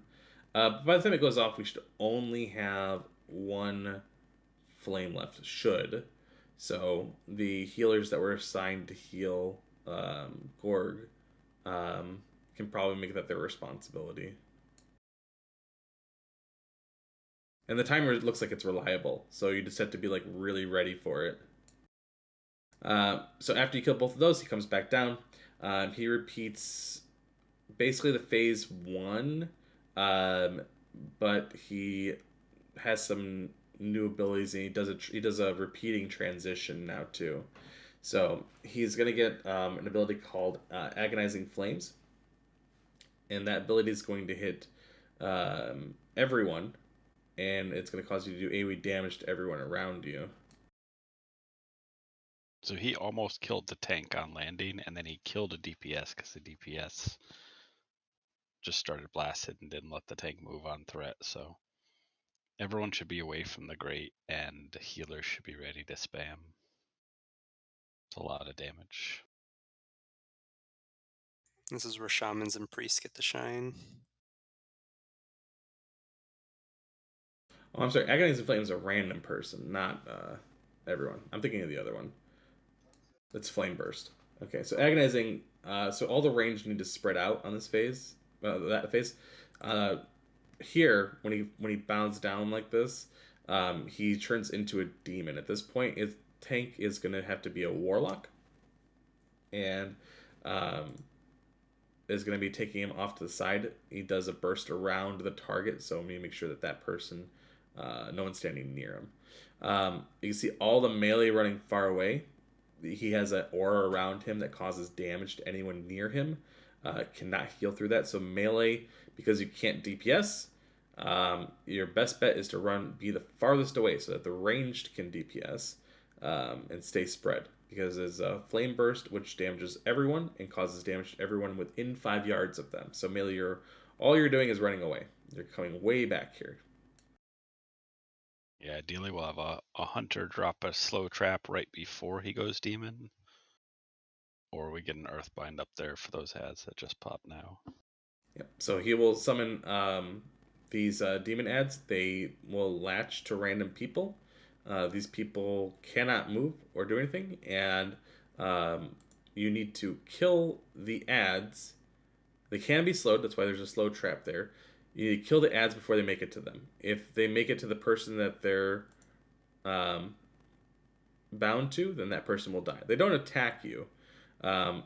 You can send in a couple of melee on them if it's after a flame burst, because he has some time after the next one. So if you see him do a flame burst on the whole raid, you have a little time to go in and help. If someone does die to it, it picks a new target and then latches onto them and rinse repeat. So really important that we have a slow trap there. Really important the melee doesn't go in before the flame burst. Otherwise, you might all just kill each other. And we should be able to, like, if we have a slow trap down, Warlocks can seed off of Illidan when the timer for the ads comes. Mages can spam Blizzard or Flame Strike or whatever. And you can AoE them when they're all close. Like, they should die really fast without melee help, so don't force the issue. And it's on a reliable timer too, so Warlocks can use like Seed of Corruption like right before it comes out, so you can spam and start getting some early pops on Illidan off of them. Or from Illidan onto them, I should say. Yeah, the only real dangerous thing there is if the Warlock tank gets a demon, he's going to be closest. So anyone on that side is just going to have to pump on that demon. Need some single target over there.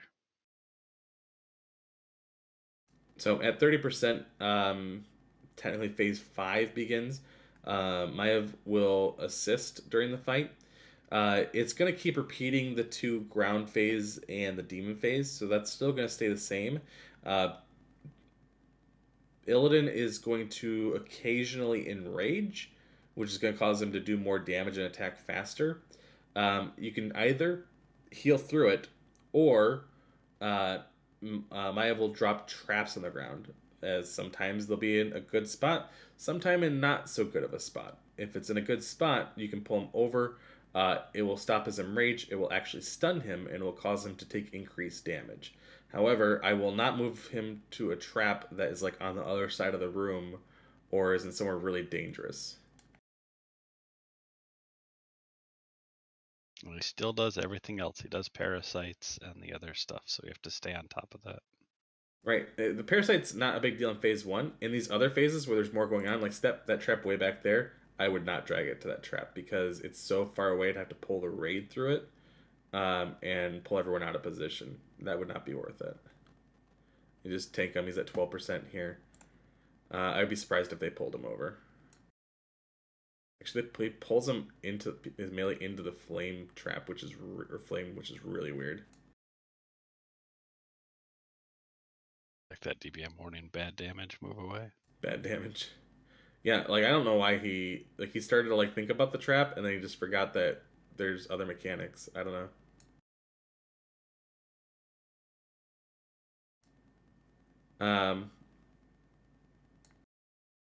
But basically, we just stay on top of parasites. The big thing for the end is because of that enrage.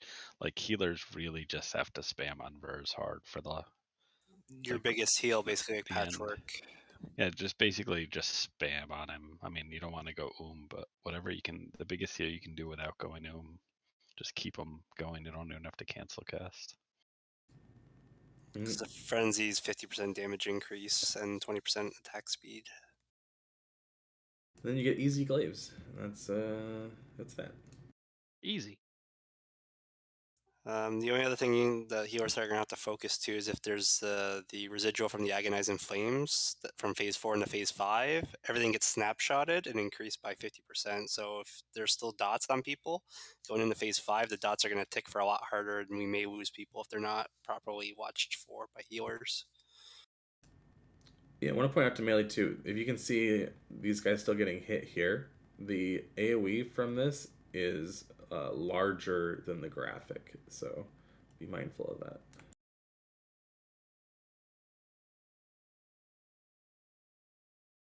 perfect loot. Well, not perfect, but they got the best item in the game, so.